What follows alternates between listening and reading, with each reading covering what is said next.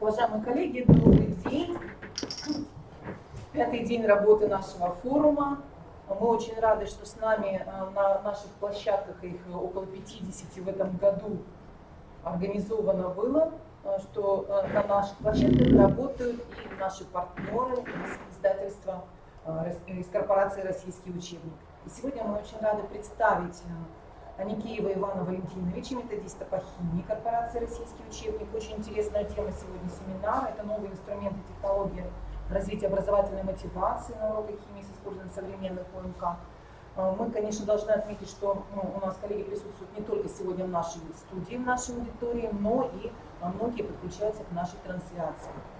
И обращаем внимание, что обратиться к материалам сегодняшнего семинара вы всегда сможете в разделе «Видеозал» на сайте Коми Республиканского института развития образования.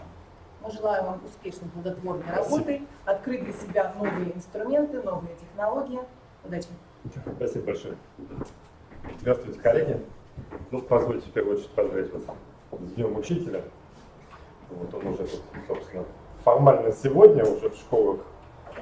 Поэтому, работа наша тяжелая, нелегкая, и главное, чтобы нам хватало на это сил, здоровья и никакого профессионального выгорания, чтобы у нас с вами не было. Меня зовут Иван Валентинович, я методист по химии корпорации «Российский учебник». Сейчас именно методист. До этого я 15 лет честно отработал в школе.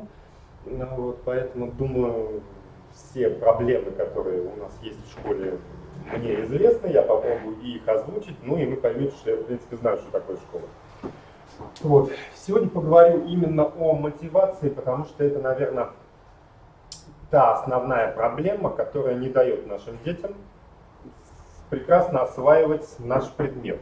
И, собственно, проблема именно в том, что дети не понимают, куда, зачем и для чего химию использовать. И наверняка каждый учитель слышал в разных вариациях волшебную фразу: «Да мне ваша химия!» А дальше в разных видах, от цензурных до нецензурных, звучит, куда ее можно деть и зачем ее нужно использовать. Поэтому я попробую, наверное, рассказать о том, что и какие технологии сейчас могут помочь именно для того, чтобы дети у нас захотели, наверное, изучать химию, потому что это важнее всего. Потому что, если захотят, то уже выучат, это понятно. Если не захотят, то хоть рыба облета, и все равно бесполезно. Кусочек немножко, потому что сейчас очень сложно работать, наверное, нам в тех условиях, в которые нас поставило Министерство образования. Внезапно, посреди Нового года, изменив нам федеральный перечень учебников. Многие привычные учебники из перечня вылетели. Я сейчас говорю именно о учебниках корпорации «Российский учебник». Это основная, наверное, многими любимая линейка Олега Сергеевича Габриэляна. Олег Сергеевич перешел в другое издательство, поэтому издается сейчас там. Соответственно, у нас от него остался только учебничек 7 класса. Он есть в федеральном перечне, но это только 7 класс, это пропедевтика. И это, как вы понимаете, не в каждой школе она есть. От УМК Кузнецова у нас остались учебники 8-9, то есть основной школы. На самом деле достаточно хорошие учебники, и если вдруг менять УМК Габриэляна на УМК Кузнецовой, то это проще всего, потому что там всего лишь где-то 4 урока надо потратить на то, чтобы местами темы переставить, немножко перенастроить мышление детей по-другому, и можно работать дальше. Но с неполной линейкой, я думаю, учителям работать не интересно, и, грубо говоря, купить учебник Кузнецовой только ради того, чтобы 1 год по нему отработать и, собственно, забыть про нее, тоже, наверное, никому не выгодно. Поэтому у нас есть одна единственная полная линейка наших учебников, это УМК Лунина, то есть под редакцией академика Лунина. Но основной автор это Еремин Вадим Владимирович, поэтому наверняка слышали. Это единственная полная наша линейка. Плюс добавился к ней с августа месяца пропедевтический учебник 7 класса, то есть авторы выпустили его, я вам его сейчас дам посмотреть.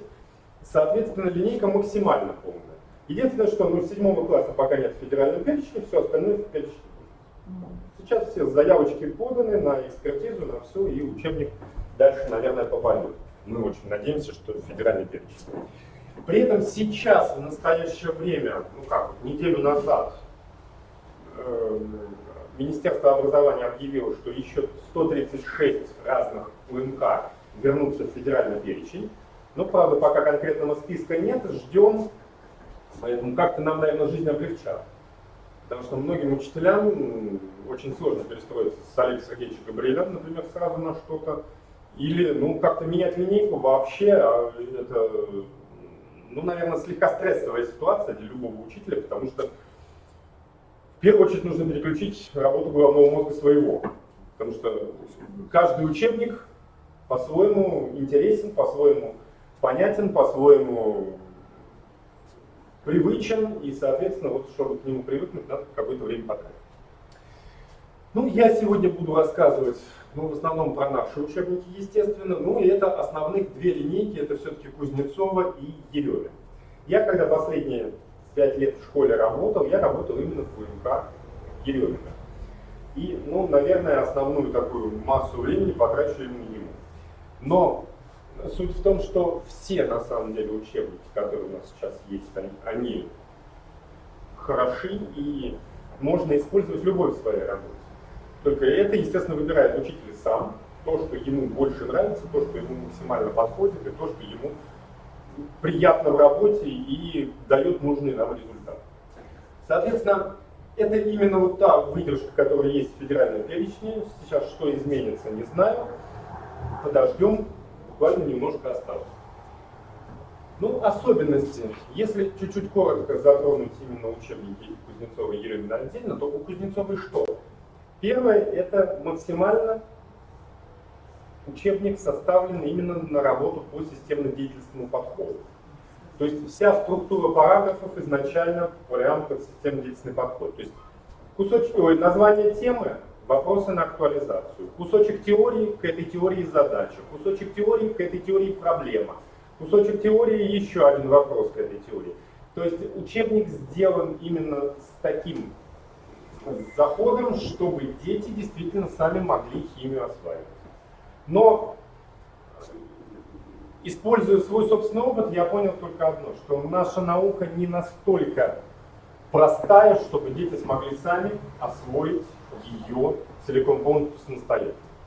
Конечно, самые гениальные ученые были, естественно, в нашей стране, которые заложили основы всей мировой химии. Это и Менделеев с таблицей Менделеева. Как бы американцы не кричали, что таблица Майера это их, и Менделеев тут ни при чем. Но тем не менее, мы все равно знаем всю правду жизни. Вот. Тот же Бутлеров, который заложил основы всей органической химии. По его структурам мы живем. Ну и Ломоносов, который заложил вообще всю химию, все азы ее вообще в мировую науку. Это 3 признанных лидера, 3 признанных гения, которые сами сумели науку освоить. Сами понимаете, таких гениев у нас сейчас в стране не так много. Вот. И, соответственно, эти зерна надо искать, но иногда они находятся, иногда просто не хотят находиться. Соответственно, второй учебник это УМК Ерёмина, ну, как уже сказал, единственная полная наша линейка, и она написана коллективом авторов, профессоров МГУ. Консервативнее в области химии, наверное, этих людей найти очень сложно. Поэтому в учебник по максимуму заложена именно правильная научная химия, которая есть, которая должна быть, без всяких упрощений для детей. Может быть, это где-нибудь и, ну, наверное, многим учителям непривычно, в том плане, что есть правильные научные слова, но, с другой стороны, это позволяет не переучивать детей в институте. Потому что сам учился в институте, сам учился на химика, и, соответственно, когда приходишь и тебе говорят, вы учили в школе химию? Да, забудьте. Начинаем изучать химию с большой буквы. То есть правильную, потому что, ну, объективно в учебниках для школы все-таки как-то чуть-чуть упрощают, чтобы дети лучше это понимали. Но наука сложная, а потом заниматься переучиванием, перестраиванием головного мозга уже более-менее взрослого человека в институте, это сложно. И профессора МГУ это понимают прекрасно. Поэтому они постарались сделать учебник, ну, точнее, скажу по-другому, постарались адаптировать школьный учебник именно под ту информацию, которая в дальнейшем будет использована и в ВУЗе, так, чтобы ее не менять. Так что учебник максимально научный, достаточно интересный, много творческого подхода в нем. Ну, эти кусочки я сегодня уже вам покажу между делом, рассказывая о всех основных наших проблемах. Ну и, соответственно, самое важное то, что со всеми новыми современными подходами нам с вами меняют функционал. Я когда шел учиться на учителя химии, я был уверен в том, что я буду учить детей химии. Ну и какое-то время мне это удавалось. А сейчас нам меняют подход. Мы не должны детей учить предмету, мы должны учить детей получать информацию, которую они самостоятельно могут использовать в дальнейшей жизни. То есть, если применительно к системно-деятельному подходу, то мы должны их учить универсальным учебным действиям, которые в дальнейшем приведут к тому, что дети смогут правильно находить ту нужную им информацию и в дальнейшем ее правильно использовать. Но я, когда столкнулся с первыми, уж извините за слово, ФГО-снутыми детьми у себя на химии, я был воодушевлен, честно скажу. Я очень надеялся, что сейчас придут дети, все, химия последний предмет, у них самый сложный, в который они вступают, значит, дети уже умеют добывать информацию. Все, сейчас я вообще перестану работать, они все сами, только давай задание. Ага, наивный чукотский юноша. Дети, смело, не стесняюсь. А что мы знаем по химии? Мы ничего не знаем. Это новый предмет, вот и учите нас добывать информацию по химии. Здрасте, сказал я. Чем отличается поиск этой информации-то? Ничего не знаем, химия новая и все. То есть мне потребовался где-то месяц на то, чтобы переключить мозг детей на то, что поиск информации по химии, по биологии, по физике, по русскому, он одинаковый. Дети, включите мозг, он одинаковый. Вы просто лезете, ищете по конкретному вопросу информацию, фильтруете ее и все. Но для того, чтобы так вот работать, как вы понимаете, министерство придумало различные компетенции и, естественно, где-то, видимо, сразу сходу не включил компетенции. Компетенции у нас 5. Это, естественно, предметно-методологическая. Это вот, наверное, та единственная компетенция, которую нас всегда учили. Методика преподавания предмета и сам предмет. Поэтому с ней обычно проблем нет. Здравствуйте. Вот. Вторая компетенция, психолого-педагогическая. Это то, что у нас, конечно, было в рамках предмета, то есть психология, но ее было немного. У меня это было всего полгода, возрастная психология, которая просто рассказала о различных кризисах, с которыми дети сталкиваются в жизни. И, соответственно, так, чтобы сделать акцент именно на 8-9 класс, где у нас переходный возраст, где самые сложные дети, где иногда бывает очень сложно их вообще заставить что-либо делать. Потому что всякие противоречивые вопросы, а я не хочу, мы взрослеем, организм перестраивается и так далее, и дети максимум внимания уделяют именно этому, а не учебе. Поэтому тоже важно. Но, скажем так, наполовину учителя ее знают, эту компетенцию. А вот со следующими совсем все сложно. Компетенция в общем здоровья сберегающих технологий. Кого из нас ей учили? Валиология где-то, если и была, то это было настолько давно и настолько коротко, что просто непонятно вообще, как это применять. Поэтому здесь приходится где-то что-то осваивать самим, но и то в наших тяжелых условиях, когда родители пишут, звонят, и кому только не пишут, собственно, даже непонятно, как это рассказывать. Учитель в Барнауле уже попробовал, и теперь учитель в Барнауле не работает. Вот, поэтому, в рамках тем наших, спирты проходим, говорим, что это вредно. Разные вещества проходим, курение вредно. Экология тоже не шибко здоровая, когда нефть, газ проходим в добычу. Это вот в рамках нашей компетенции мы не можем использовать. Соответственно, коммуникативное это то, что в любом случае с навыком оно появляется, потому что понимаешь, где, как с детьми общаться. Когда они к тебе привыкнут со всем классом, уже намного проще общаться, но каждый год приходят новые дети, которые тебя не знают. И 1 или 2 попадаются такие, с которыми приходится искать общий подход, которые на все основные подходы не реагируют. И приходится искать индивидуально, так, чтобы достичь максимального контакта. И, соответственно, информационные и коммуникационные компетенции – это то, что вот сейчас у нас, мы сейчас используем. Это вот и видеотрансляции наши уже, и, соответственно, подход к общению с техникой, потому что, объективно сейчас дети местами уже умнее нас. Если 5 лет назад ко мне мой ребенок приходил: пап, там чего-то у меня с компьютером не работает, ну посмотри, я посмотрел, вроде все наладилось, хорошо. У меня 2 месяца назад сломался компьютер, я уже звоню ребенку: ребенок, что мне делать? Ща сделаем, 5 минут, приехал, все разобрался, все сделал. Отстаю, что делаю? Но при этом все равно технологии, они есть, технологии появляются, их потихонечку осваивать нужно, потому что ну куда мы без них? Ну все равно никуда. Стать архаичной личностью и жить в древнем государстве тоже, наверное, неинтересно. Вот, потому что все технологии на самом деле интересны, и дети в них живут сейчас, и весь познавательный интерес надо, собственно, строить именно на этих технологиях. Потому что если мы их использовать не будем, ну да, традиционная форма, она никуда не денется. Да, традиционная форма даст результат. Но дети по нашей традиционной технологии сейчас информацию туго воспринимают. Поэтому, хоть мы этот и результат дадим, но это будет значительно тяжелее и для нас, и для детей. Основными технологиями мы восприятие детей, естественно, как-то перенастроим на то, чтобы им было интереснее и нам попроще работать. Хотя, если мы почитаем уже выдержки из того, каким должен быть учитель, исходя из компетенций, здесь не сказано, по какому технологии должны работать, по какому учебнику мы должны работать. Главное, чтобы мы с вами давали результат, дети знали химию, были воспитанными, были стремящимися достигать высоких результатов, и тогда мы, собственно, с вами будем успешными считаться в лице наших всех контролирующих органов.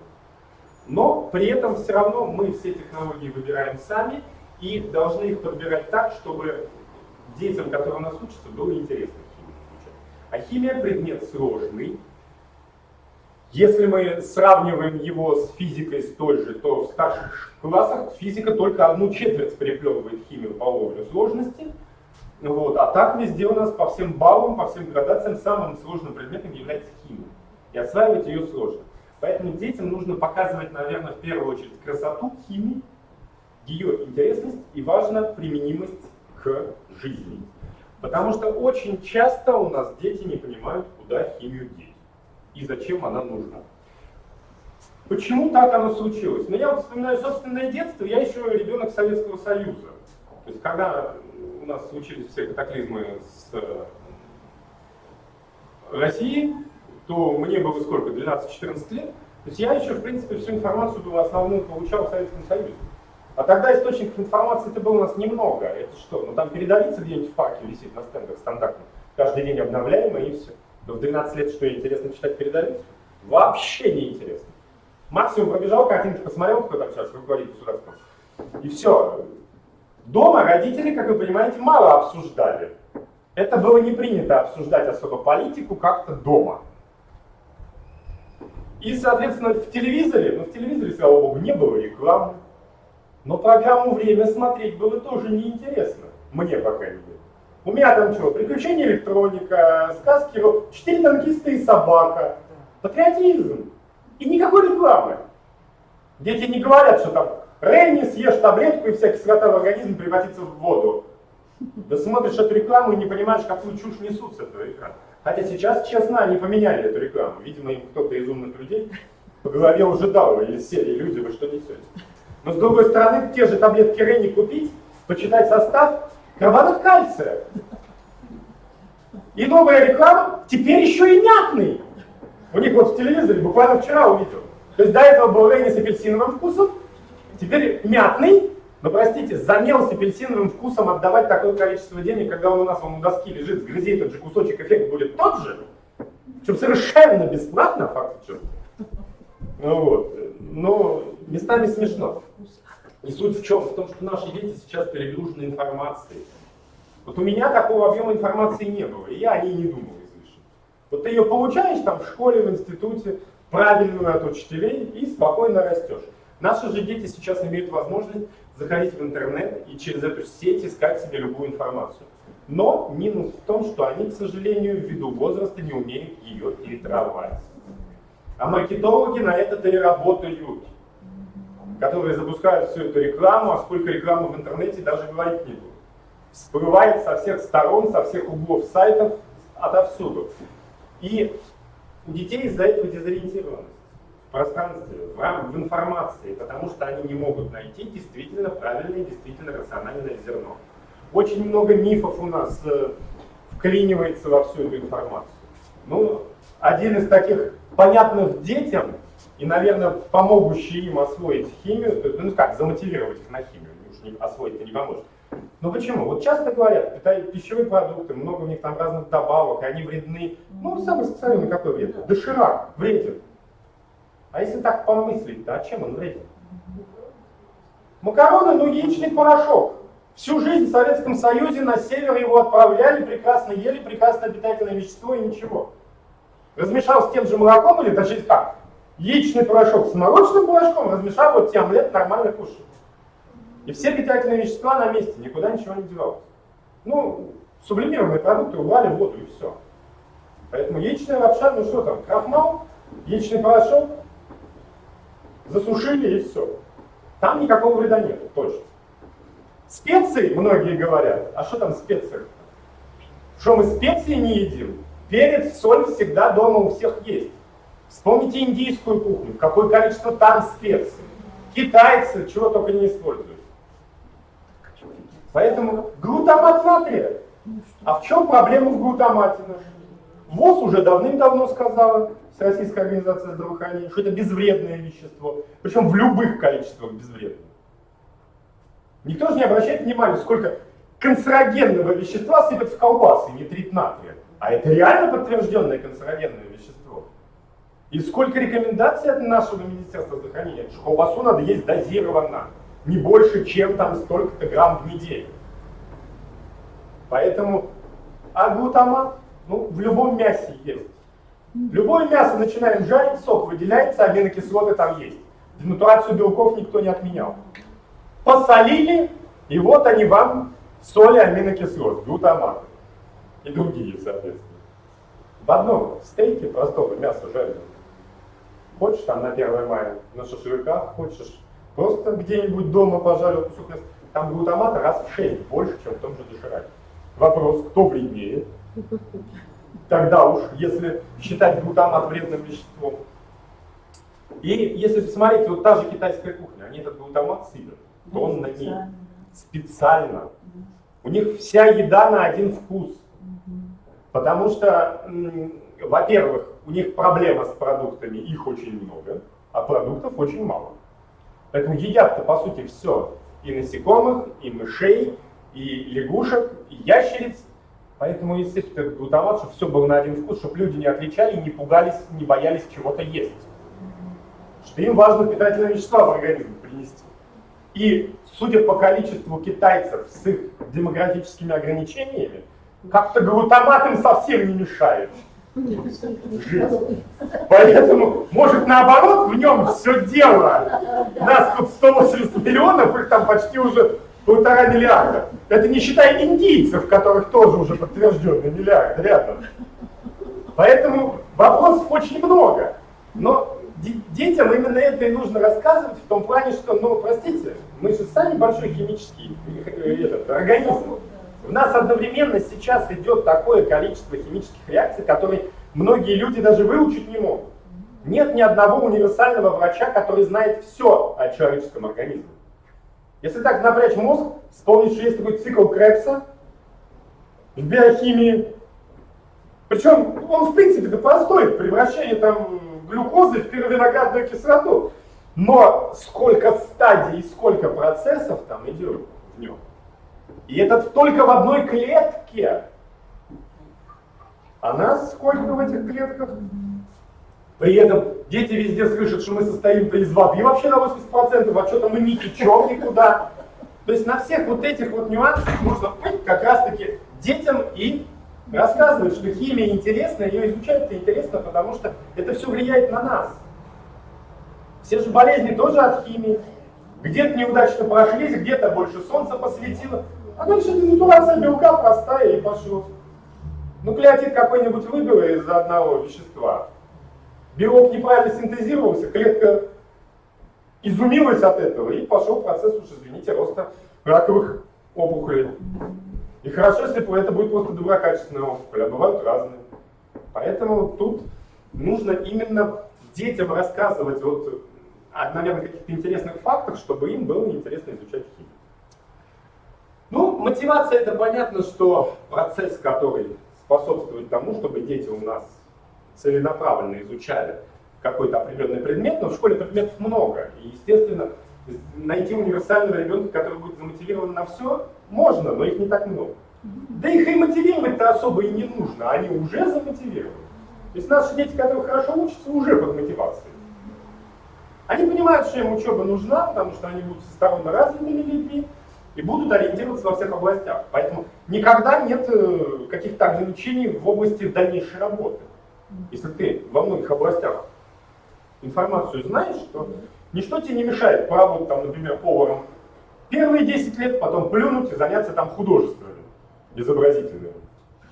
Но и то, опять-таки, химия есть и в кулинарии, химия есть и в живописи, тоже краски, а там разные варианты красок. И смешать какую-то правильную темперную краску, извините, это еще надо найти правильный яичный желток от правильной курицы с тем оттенком, который художнику нужен, потом это все смешать, еще и проверить. Правильно смешать. Да, поэтому химия, она в принципе у нас, она везде.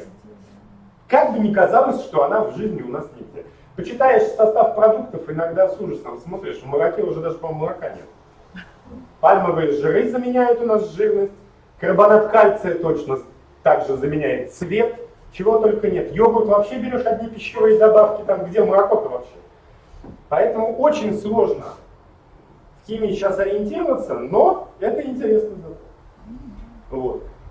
Видов, мотивов у нас очень много, но, как вы понимаете, все равно каждому, наверное, ребенку нужно искать свой собственный подход, потому что есть дети, которые совершенно индивидуальны. Есть дети, которым буквально одно-два слова, и сразу все мировоззрение переключает. Есть дети, которым какого-то одного слова не хватает для понимания. Чаще всего это так, слова для связки. Вот. Бывает, в моей практике был такой ребенок. Ну что, пришлось закрыть в кабинете, популярно объяснить 1 на 1. Но ведь понял же. Правда, мама его потом через месяц не могла понять, почему он понял только химию, а где математика и все остальное. Химию-то он делает, а остальное-то нет. Ну уж извините, корректность каждого учителя своя собственная. И каждый понимает по-своему подход к детям. Кто-то нашел, кто-то нет. Поговорили потом со всеми учителями, ребенок нормально закончил школу и все. А с другой стороны, дети, которые, наверное, наши неуспешные, это дети, которым не хватает какой-то части внимания. Все. Потому что получается, что они формально им обделены.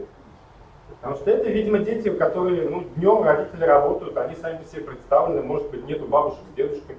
Да и бабушек с дедушками что-то не слушают. Бабушки с дедушками это, как правило, уже такое. Люди, которые только балуют и радуют.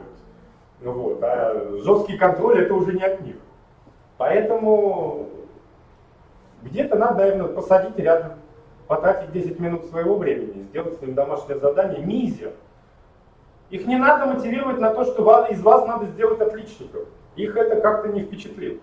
Они посмотрят на тех балбесов, которые идут на красный диплом и скажут: простите, а когда я буду гулять, отдыхать и так далее, то все время учиться, это я не хочу. А лишними двойками, сами знаете, этих детей не напугаешь. От того, что у меня 5 есть, что мне изменит эта 6-я? Да уже ничего. Поэтому с ними, я думаю, всегда можно договориться. Сделай мизер, мизер работы. Прочитайте вот этот абзац, ответьте на этот один вопрос по параграфу в учебнике, и все, ты уже молодец, уже не 2. А учитывая наши новые подходы к обучению различные, то здесь еще проще, наверное. Потому что можно разными формами работы, разными технологиями детей подключать к этому всему. И я как методист, как учитель, я, например, не понимаю нашего министра иногда, который, с одной стороны, говорит: давайте будем использовать технологии все в школе для обучения детей, а с другой стороны, в тот же день может сказать, что давайте-ка мы запретим все телефоны, планшеты и так далее. Елки-моталки, а куда мы технологии тогда деваем? Зачем мы говорим о том, что мы их будем использовать, когда мы эти технологии у детей отбираем? Да, хорошо, если мы хотим вернуться к традиционной школе, тогда зачем мы последние 20 лет эти все реформы проводим? Оставалась бы школа традиционной, работали бы все прекрасно. Но и в традиционной школе, и в Советском Союзе были свои балбесы, свои площадки, никуда это не девалось. Все равно. Поэтому, раз уж живем сейчас в новых условиях, то давайте уже эти технологии использовать на благо. Я никогда не запрещал детям использовать сотовые телефоны на уроке. Главное просто вовремя этому ребенку дать задание, найти информацию. Да, пожалуйста, пусть лезет в телефон, пусть ее ищет. Но он же все равно делом занят. И делом нужным, по предмету. В школе, слава богу, фильтров, как вы уже знаете, дофига. Никто не позволит ребенку с Wi-Fi сетью в школе выйти на какой-то лишний сайт. Ну, они сейчас уже отходят. Ну, они продвинутые, но судя по вашим компьютерщикам, они тоже по максимуму все закрывали. Поэтому все равно, если мы ребенку зададим правильные задания, правильный вопрос, ему некогда будет лазить по другим сайтам. Он будет искать информацию в телефоне, ну пусть ищет, но он же будет искать ее по химии. Будут общаться в ВКонтакте, мне каждый раз говорят. Да пусть общаются. Балбес с последней парты будет писать умному на первую и спрашивать вопрос по химии, что делать? Но по химии же, по предмету же. И, соответственно, то, что нам надо, общение только позволит им дополнительно развиваться. Ну, я для себя понял, что способов очень много, и творческий подход, который просят нас использовать, наверное, для того, чтобы детей замотивировать, он хорошо работает. Потому что даже тот же системно-деятельный подход, я к нему еще приду, ну вот, он же, это тот подход, по которому мы с вами в институте учились. Когда мы любую теоретическую информацию закрепляем практикой. То есть вспомните, в институте мы как учились? Пара лекция, пара семинар, где мы теоретическую информацию всю систематизируем, обрабатываем. Потом пара практических занятий, где мы по этой же теме, отсистематизировав информацию, уже делаем химический эксперимент. И потом еще коллоквиум, где уже преподаватель просто, мы не просто сдаем, преподаватель смотрит, где мы чего упускаем, и еще может подправить и скорректировать. Поэтому, но 6 часов у нас нету на одну тему в школе. У нас-то минут 40 бы как бы вот в них бы вписаться. Уж про 45 я уже не говорю, наших детей еще дождаться после звонка надо. Ну вот, и еще продержать, чтобы прям не улетели сразу же со звонком и не начали собираться за 5 минут до него. То есть все как всегда. Поэтому творческий подход, он интересен, и если его периодически использовать, то, конечно же, детям будет интересно. Мозг по-другому будет воспринимать информацию. Наверняка сами знаете, если какая-то лабораторная работа есть, тема усваивается лучше. В любом случае, отработали ее на практике. Поэтому мозг, когда работает, он воспринимает информацию как. Если руками поработали, мозг думает по-другому, так я потратил энергию, я сожрал столько-то глюкозы, сколько там реакция АТФ, АДФ во мне произошло для выработки энергии, я что, должен эту информацию выбросить? Нет. И в долговременную память. А если мы просто сказали, ну надеяться на то, что принцип сивки-булки не сработает, ну это уже, наверное, бесполезно, потому что уже много раз проверили, что ну услышал. Да. Поэтому, чтобы она осталась, ее надо повторять, эту информацию, регулярно. А если не повторяем, то, естественно, она и не останется. Поэтому что творчество предлагают авторы? Ну, я вот кусочек, наверное, из учебника Еремина. Ну, это, естественно, темы проектов и исследований, проектной деятельности никто не отменял у нас. Занимательные опыты по химии в каждом из учебников есть. Это как раз-таки какие-то интересные опыты, которые именно показывают красоту химии и вызывают дополнительный интерес. И мне больше всего нравится в его учебниках подход в свободное время. То есть попробуйте дома провести сами опыт. И при этом все доступные вещества. Понятно логически, что дети не будут дома, так как мы над ними не стоим почти с кнутом, думать о технике безопасности. Но все опыты подобраны так, что ничего не произойдет такого, чтобы вот у нас как-то родители начали жаловаться. Хотя все равно бывают, вот вы попросили его сделать, а у него там аллергия. Ну извините, но индивидуальный подход тоже у нас никто не отменял. Но с другой стороны, если вы мне говорите, что у него аллергия, откуда я это должен знать? Это у вас в медицинских справках есть в школе? Но и то, сами знаете, нам глобально медицинские карты не дают читать. Как правило, все диагнозы выясняются по ходу действия, когда вот где-то что-то на кого-то подействовало. Но с другой стороны, кабинет химии — это кабинет, в котором все равно специфический химический запах есть. Мы там регулярно проводим опыты. Если дети у нас сидят там спокойно и не кашляют, то слава богу. Вот. А если аллергические реакции, ну, тут надо что-то уже другое придумать. Но сам факт. Какие опыты могут быть? Ну вот я как для примера взял опыт по определению состава воздуха. В кабинете химии мы его делаем как? Это эксикатор, как правило, у меня, чашечка эксикатора, не целиком. Колпак металлический, уже размеченный где-то вот на 5 частей. Соответственно, ложечка с фосфором сверху, поджигаем фосфор, опускаем, кислород выгорает, вода поднимается. Что мешает детям сделать то же самое? Сейчас и свечек дома у всех полно. У нас в стране электричество периодически горит. Ну вот, поэтому свечки есть. Но если нет, ну та же греющая свечка стоит копейки. Поэтому купить в тарелку, в глубокую налить воды и поставить туда банку, да никаких проблем накрыть свечку. Свеча точно так же потухнет, когда кислород весь закончится. И вода точно так же поднимется, потому что место-то освободилось. Да дети только с радостью, наверное, будут на следующий день рассказывать о том, кто как более четко вымерил и у кого максимально приближенные значения к составу кислорода. И все. Поэтому это им будет интересно, а так как поработали сами, почувствовали себя мини-учеными, сделали эксперимент, уже интересно, а что же будет дальше. Поэтому это можно попробовать. Ну, естественно, если 7 класс попробовать дать на пропедевтику, то это интересно и полезно, потому что в 8 классе тогда приятнее работать. Потому что по сути своей мы с вами первую четверть в 8 классе тратим на то, что мы рассказываем, что такое химия. Учим какие-то азы теоретические. И при этом у нас, наверное, самая большая проблема возникает с точки зрения нашей администрации. Максимальные, наверное, разрывы в качестве. Потому что первая четверть, как правило, если потом посмотреть на качество, она отличная просто. У меня в моей практике было такое, что доходило до 95% качества. Потому что чистая теория, дети понимают, что в принципе пока ничего сложного нет. Ну, выучить элементы, там, написать химические диктанты, это просто. Все. А потом у нас в конце первой четверти появляется массовая доля, начинается математика, задачи, и процесс пошел. У меня была в жизни ситуация, когда зауч вызывает и говорит: Иван Валентинович, я не понимаю. Это что такое за разных качеств? У вас в первой четверти почти 90, а во второй 25. Вы что творите? Вы чем занимаетесь? Ну и как администратор, естественно. Я говорю: подождите, Татьяна Леонидовна. А давайте-ка с вами возьмем рабочую программу и почитаем. Вот читаем первую четверть, вот первый урок, второй, третий. У меня одна голая теория. Математика, вот она появляется на последней неделе с массовой долей, но уже ни на что не влияет, потому что проверить навыки еще не успеваешь. Четверть закончилась. А со второй четверти, вот, пожалуйста, у меня задачи. Математика. И где я тут виноват? Математика это не ко мне, это к другому преподавателю. Мы с ней это все разобрали подробно, популярно. И вы не поверите, наверное, верхом моей педагогической карьеры можно считать выступление зауча на Августовском педсовете в конце года. Она, ну там, когда статистику разбирает, она: самые большие разрывы в качестве были у учителей химии между первой и второй четвертью. Я так себе в голове думаю: ну сейчас начнем. Опять я.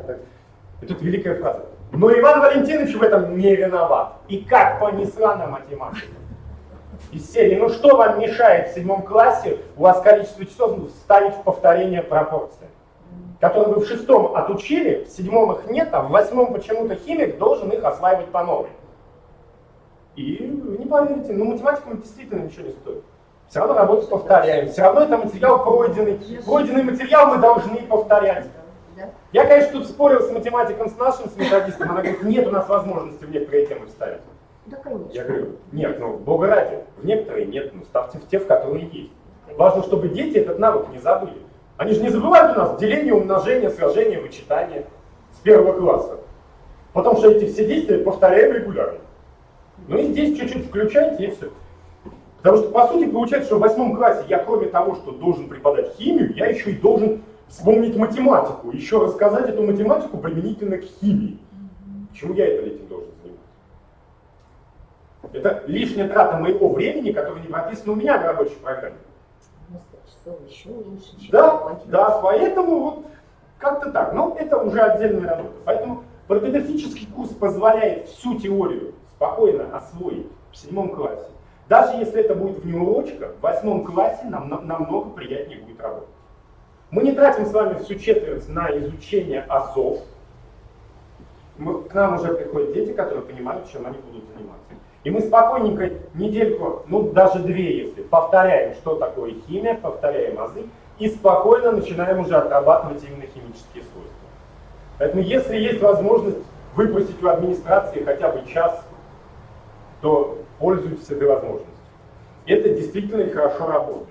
Потому что когда мы с заучем это поняли, она потом решила из собственного 7-го сделать медицинский, и я получил пропедевтику. Ну, когда имеешь сам по себе 12-14 часов, детей больше классов нету, то, естественно, чем-то меня догружать надо.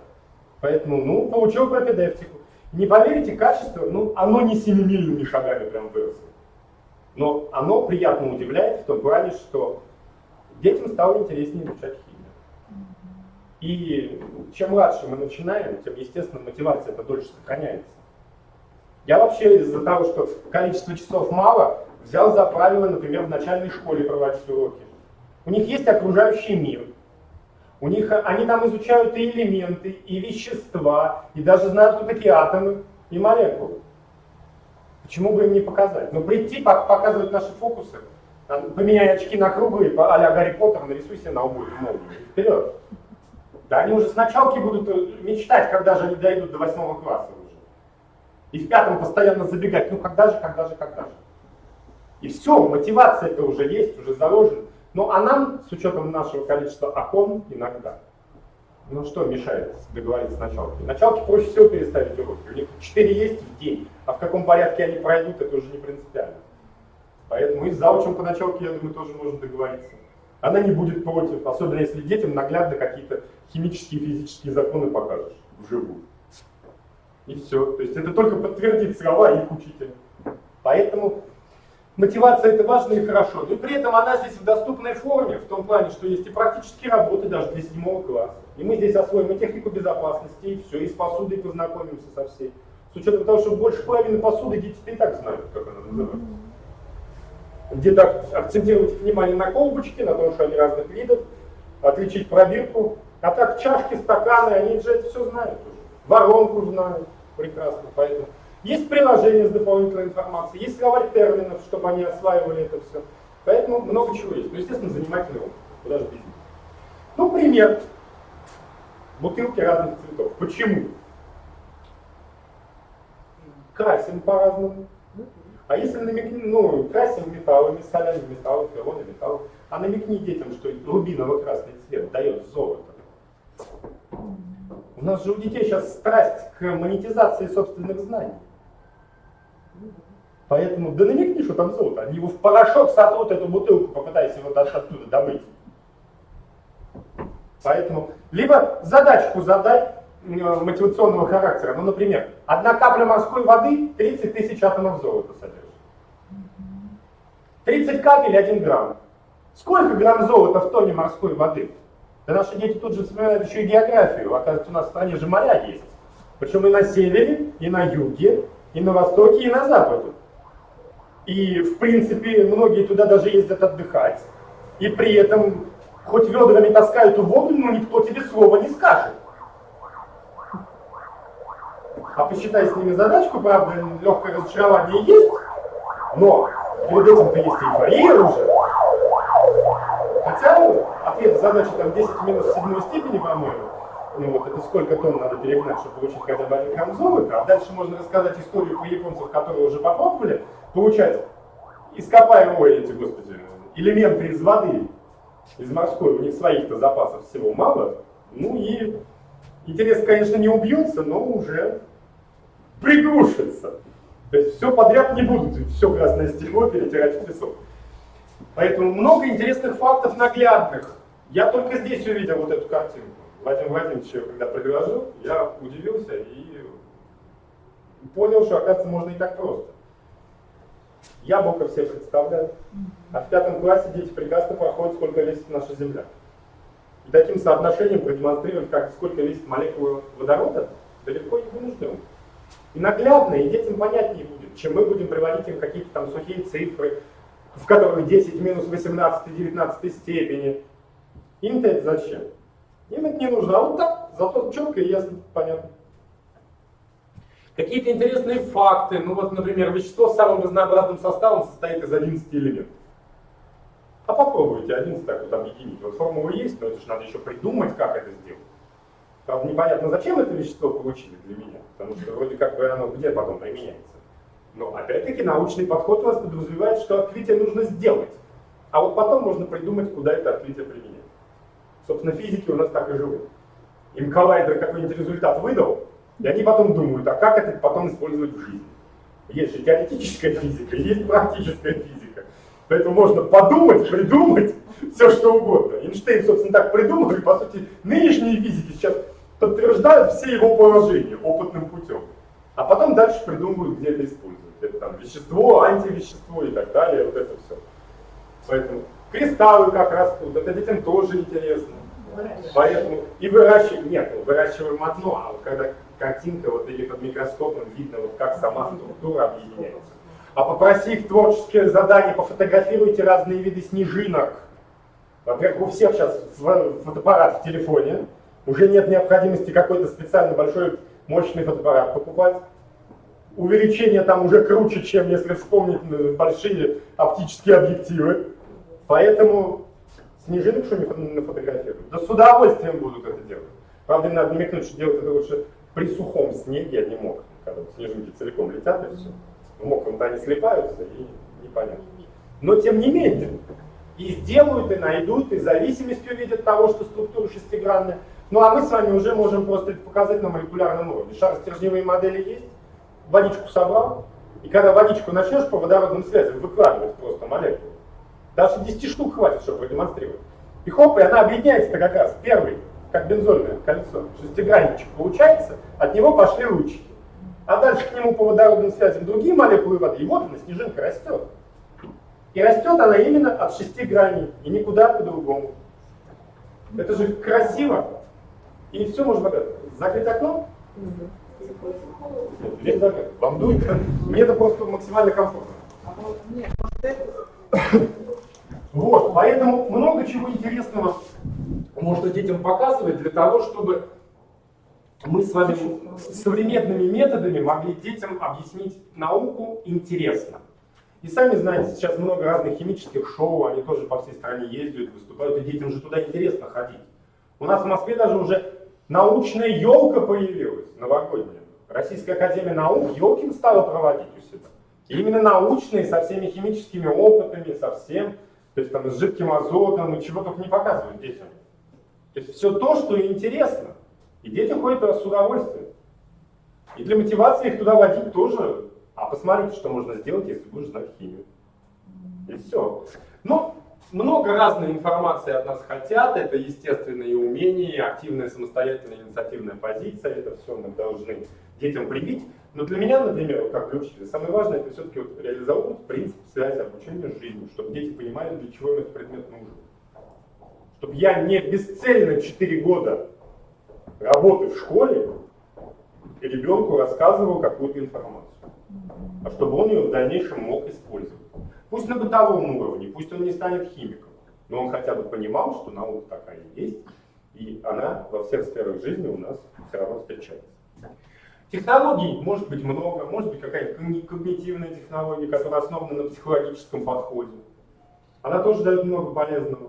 Но я всю жизнь считал, что, например, исключительно психологически ребенка воспитывать нельзя. Система Монтессори, она, конечно, дает хорошие результаты, но это все-таки европейский подход.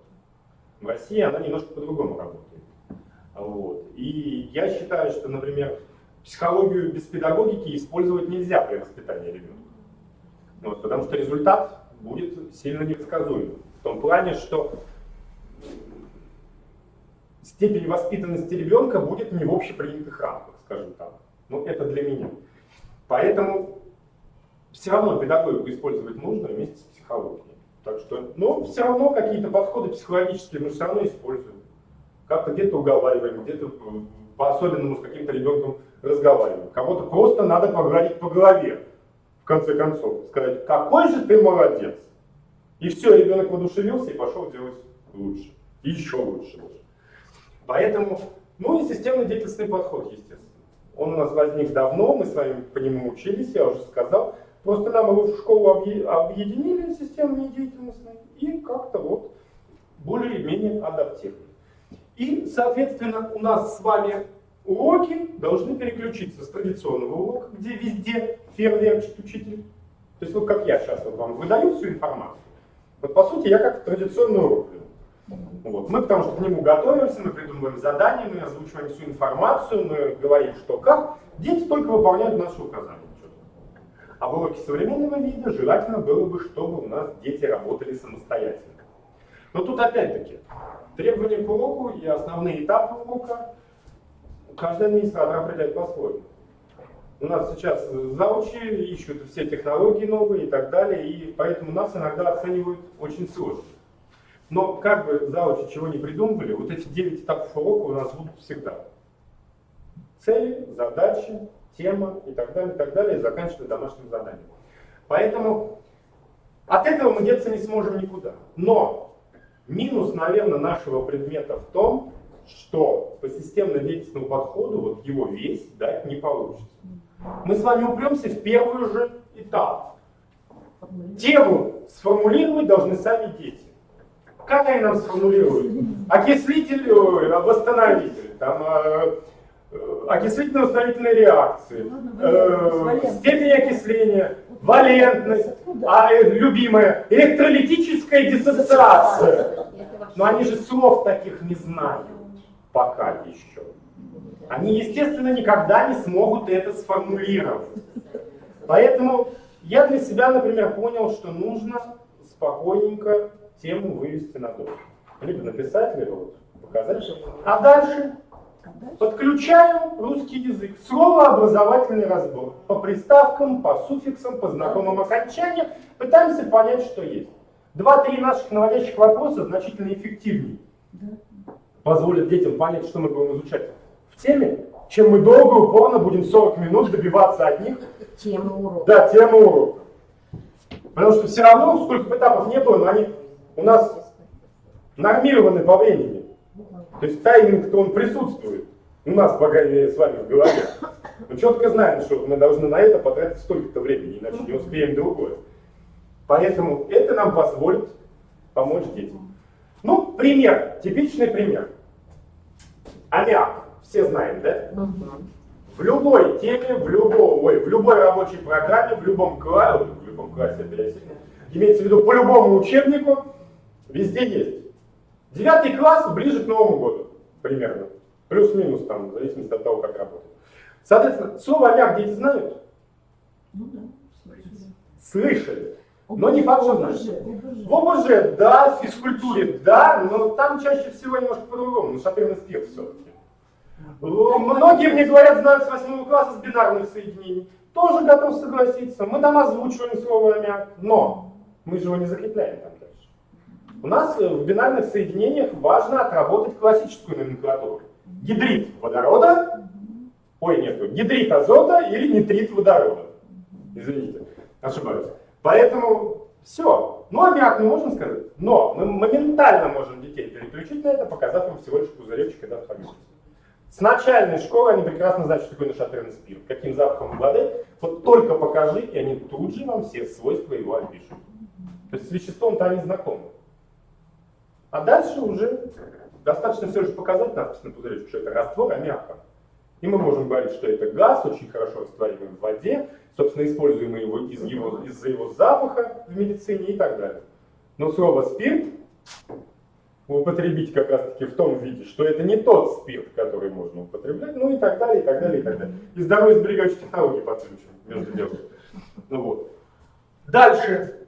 Цели и задачи. Сейчас все авторы предлагают сводную информацию того, что надо освоить по итогам параграфа. У Кузнецова это основные понятия. Елена дает самое важное в голове. Собственно, это по сути те задачи, которые дети по итогам должны достигнуть. Зная задачи, цель они сформулируют прекрасно. Единственное, что для целей надо им какую-то рыбу первое время давать, дальше они уже привыкнут, просто это будут повторять. Все. Практическая деятельность расписана от и до. Сейчас авторы прям прописывают, сколько куда капель, куда надо капнуть и так далее. Мы вообще можем лабораторные работы отдать на проектно-исследовательскую деятельность в классе, на уроке. Поставь перед ними поднос, дай им конкретное описание работы, что не сделают, да сделают еще лучше, чем мы планировали, и просто прошло по лабораторной работе. А мы с вами 2 зайцев убили сразу. И лабораторку провели, и проектно-исследовательская деятельность на уроке. Современный подход. Тоже хорошо и замечательно. То есть, в принципе, для нас мало что поменяется. Все же новое — это очень хорошо забытое старое, особенно в нашем образовании. С учетом того, что, как всегда говорили, наше среднее образование — самое среднее образование в мире. Вот. Но я утрирую, но тем не менее, в любой стране мира всегда признавали, что наши дети максимально разносторонне развиты. У них в детском саду дали профтест. Ах, ты хочешь быть пожарным? Будь им. Учи все, что связано с огнем, учи все, что связано с водой, как это тушить, как общаться с машиной и так далее. И он этим занимается. В институте там может, конечно, уйти куда-нибудь в другое место, но в рамках своего теста по профориентации. Ты не способен к этому. А наши все равно все-таки получают информацию широко, и, в принципе, переориентировать ребенка с одного вида деятельности на другой можно. Да и взрослый сам может. Сколько есть примеров, когда отучился тот же Михаил Николаевич Задорнов, например, у нас, Царство Небесное. Он же у нас вообще инженер. Да, там их много. Это как его, господи, самолетостроитель. МАИ закончил. А в итоге талантливый писатель и так далее. И в Советском Союзе только так людей находили. Занимаются одним, а потом делают другое. Вот. Соответственно, практически работы у всех авторов расписаны, у Лабораторной тоже расписаны, у Кузнецова, у Деревина. Это все. Контроль осуществлять и коррекцию. По параграфу мы всегда первые вопросы именно по параграфу. Если мы даем детям освоить какой-то кусочек информации из учебника, мы же его тут же этими же вопросами можем проверить. Поэтому 1-2 вопроса задал и понял. Понял ребенок ту информацию, которую вытащил из учебника, или не понял. Или, например, все равно получение аммиака нам надо освоить. Вот в рабочих тетрадях или просто найти эту картинку. Дай детям картинку, чтобы они подписали, что это где. Любой балбес подпишет нам, что это штатив, это колбы, и спиртовку по огонечку опознает. Больше чем уверен. Более мотивированные напишут, где какое вещество, самые мотивированные еще и реакцию добавят. Эта же картинка в учебнике есть, у любого автора опять-таки. Просто переведи информацию. И плюс нам еще отрабатываем метапредметные навыки и умения. Хорошо и замечательно. Ну и более сложные задания, здесь уже авторы и дифференцированно предлагают подходить. Кому надо потом экзамен сдавать, задания, направленные на вид заданий ОГЭ, ЕГЭ, ну вот, где-то задание по мысленному эксперименту, где-то можно просто дать теоретическое, задачку и так далее. У всех авторов заданий таких много, но Вадим Владимирович, например, понимает, что мысленный химический эксперимент это очень сложно. Поэтому, пожалуйста, давайте его отрабатывать. И Кузнецова это тоже понимала. У нее в каждой лабораторной работе, например, если ее вдруг по какой-то причине нет возможности провести, есть конкретный рисунок того, как эту работу проводить. То есть это все равно можно детям визуализировать, даже мысленно. Ну, я чуть-чуть попозже вам это покажу. Или не покажу, не знаю, попробуем. Вот. Так, ну и, собственно, критерии оценивания урока. В принципе, во-первых, те же 9 этапов нашим современным модным умным языком педагогическим. И, соответственно, за каждый этап мы можем поставить от 1 до 2 баллов придумал. И мы можем, когда планируем урок, себе поставить баллы. И если вдруг внезапно завуч пришел, мы можем еще один столбик сделать и рядом поставить баллы того, как это прошло на самом деле. Я вам оставлю презентацию. Да. Поэтому оттуда вы ее сразу можете скопировать табличку. Я это завучу хотела. Нет, ну это просто для упрощения нашей жизни, опять-таки. Ну, вот завуч Для себя пришел. защищать надо. Да, первым же делом завуч что спрашивает? Самоанализ, давай мне, как провел? Вот табличку я сделал, заполнил, вот он на этом этапе я планировал это. Потому что сами знаете, у нас все равно, когда мы ведем один и тот же урок в одной и той же параллели, но в разных классах, он проходит по-разному. Разные дети, разное восприятие информации, кто-то побыстрее это делает, кто-то помедленнее. Детей у нас сейчас сортируют, отбирают, поэтому тасуют из класса в класс. По-разному бывает в школе. Поэтому в каждом классе по-своему. И если завуч пришла, ей вот такую табличку предложил, вот даже для сравнения можно дать. В этом классе так, в этом классе так. И завуч понимает, что, во-первых, мы ориентируемся в этом всем. Потому что ей это важнее именно понять, что мы люди, которые могут с этим работать. И, соответственно, она понимает, что где-то тут не доработали, значит, мы знаем, что мы Можем заучу объяснить, что здесь мы активизируем работу, будет так-то, так-то и так далее. Но именно из-за особенностей класса, например. Вот и все в этом же духе. То есть это важно и нужно.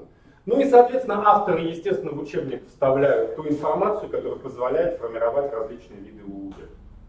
Сейчас, наверное, мы ожидаем с вами новый стандарт. У нас уменьшится количество универсальных учебных действий.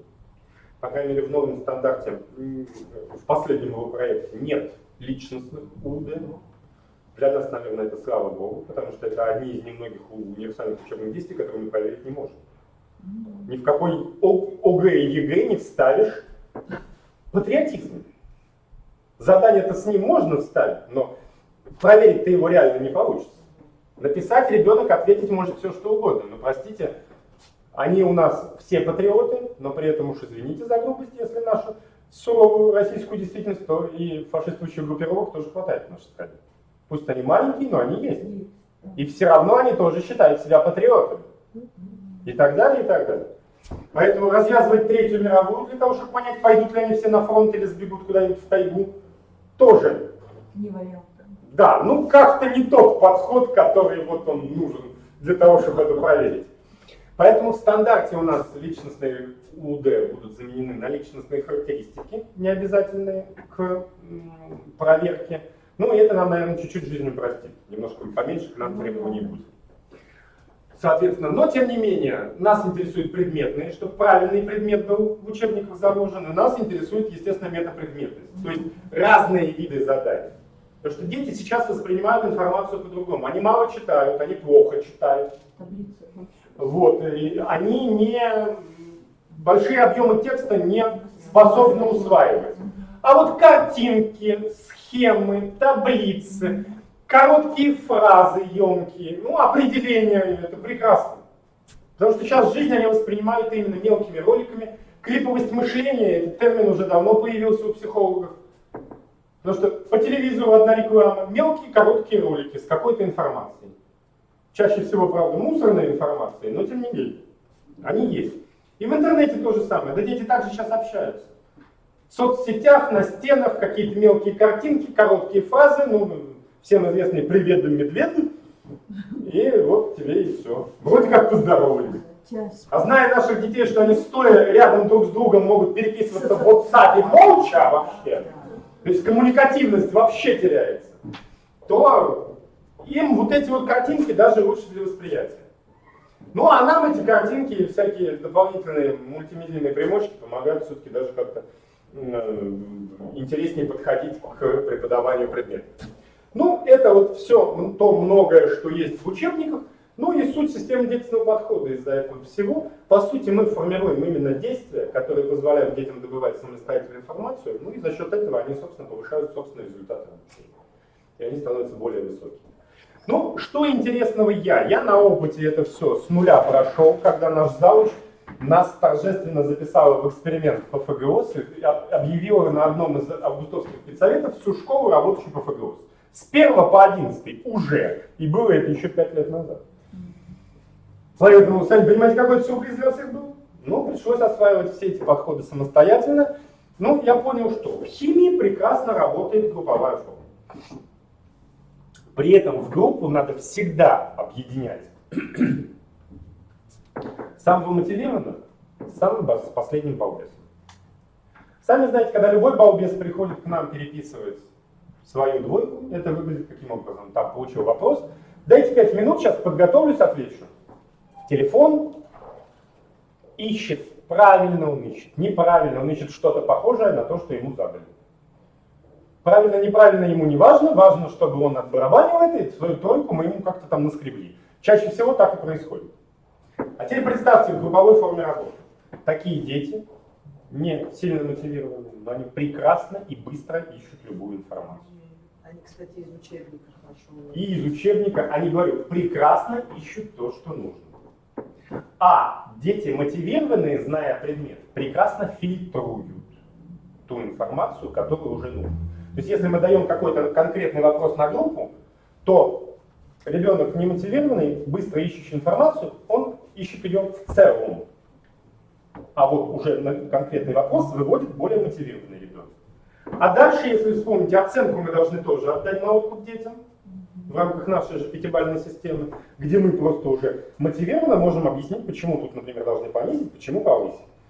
Вот. Но суть в том, что любой мотивированный, которого мы, как правило, спрашиваем о том, как кто поработал в группе, не скажет, что этот ничего не делал.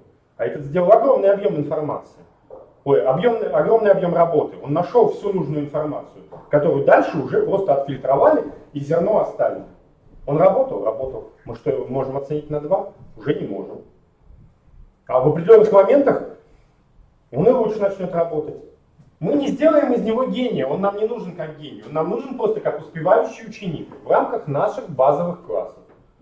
Чтобы он знал химию на таком уровне, чтобы и у нас голова не болела, и у него качество было приличное. Он не должен быть отличником. Но работая периодически по такой форме, он, во-первых, научится из той информации, которую прекрасно и так добывает, отфильтровывать мусор все-таки. Рефлексы Павлова никуда не деваются, они периодически закрепляются. Поэтому и он научится свой мизер информации добывать. И наше с вами качество работы, оно все равно по чуть-чуть будет расти. Оно не вырастет там на 100% сразу. Но даже если мы из 6 двоек сделаем 2, это уже значительная положительная динамика. Аттестацию пройти. Это не просто аттестацию можно пройти, это еще и высшую категорию можно подтвердить. Потому что для любого зауча важна реальная положительная динамика, причем именно реальная. Если зауч придет и увидит, что этот ребенок работает, и честно отрабатывают свою 3, а иногда даже и на 4 тянет, то никаких вообще вопросов и претензий к нам не будет никогда. Ну, технологий разных много, способов много, что еще нам предлагают? Исходя из творческого процесса, метод проекта. Проектно-исследовательская деятельность. Отдельный вид работы, пониманию, отдельно сложный, с учетом того, что у нас по всем новым стандартам хотят, чтобы дети еще индивидуальный проект делали в 9 классе на выходе из школы. Но единственное, что это сложно и это энерго и время затратно. Всех классов в этом году. Нет, я понимаю. Но это же все равно, это затраты. Вот. И иногда доходит до абсурда в том плане, что учителя могут пожаловаться. Да, прекрасно, мне дали час там проектной деятельности, у меня есть это время. По-разному проходит. В каждом регионе, в каждой школе по-разному. Вот. Но суть в том, что когда тебе дают даже время, оплачиваемое на это, но когда при этом загоняют туда, или туда напросилось 20 детей, и всем говорят, сделай индивидуальный проект. 40. Каждый год. На проектной деятельности? Да, с 5 по 9. Одному и тому же человеку Да, у нас у биологов даже до 70 доходит. вы распределили на всю А школу. у нас лучше всех Ну, англичанам. Я скажу так, что по-разному это в разных школах происходит. У нас, например, первый день У меня это больше всех. проектной деятельности проходит всегда, это вот танцы с бубнами в актовом зале о том, как хорошо у меня, как хорошо там. Но, как правило, мои, например, дети всегда отсеивались на этапе разбора какой-нибудь темы. Они что-нибудь предложат, я им начинаю объяснять, что для этого надо, и они понимают, что они это не потянут. Потому что на проект к тебе приходят дети какие: «Ой, вы такой забавный, я к вам!» Вот. Или «Ой, химия такая интересная!» Но когда и начинаешь объяснять, чтобы химия стала интересной, ее надо сначала выучить, чаще всего такие дети отсеиваются.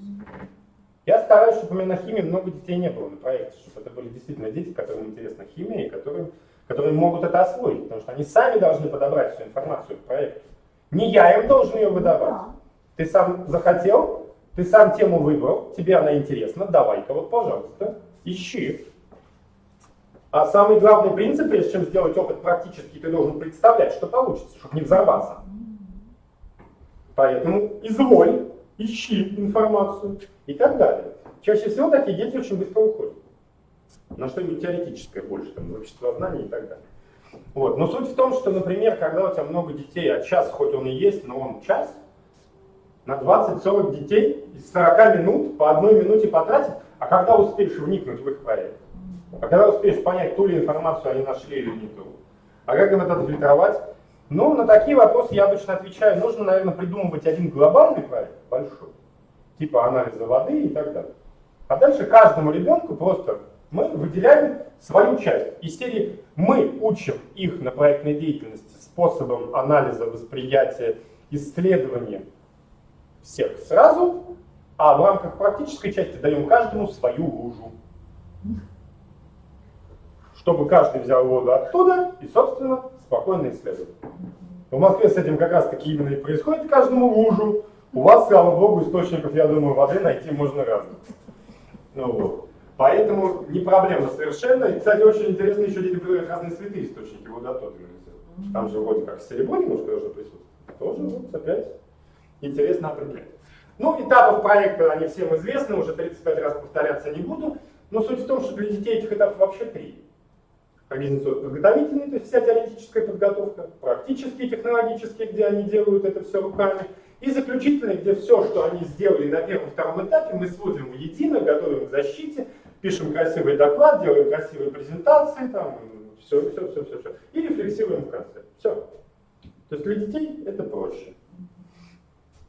Поэтому, но это большая наша с вами работа, на самом деле. Очень большая. Потому что, во-первых, это другое общение с детьми. Уже более такое, наверное, немножко неформальное. Вот. Но это хорошо работает в том плане, что помогает детям понимать что-то где-то лучше. Ну, авторы по-разному подходят к описанию. Вот, что есть интересного у Еремина, чего нет у других, это он сделал памятки для учеников сразу. Это и этапы поиска путей решения, это и этапы работы над проектом, вот они все 6.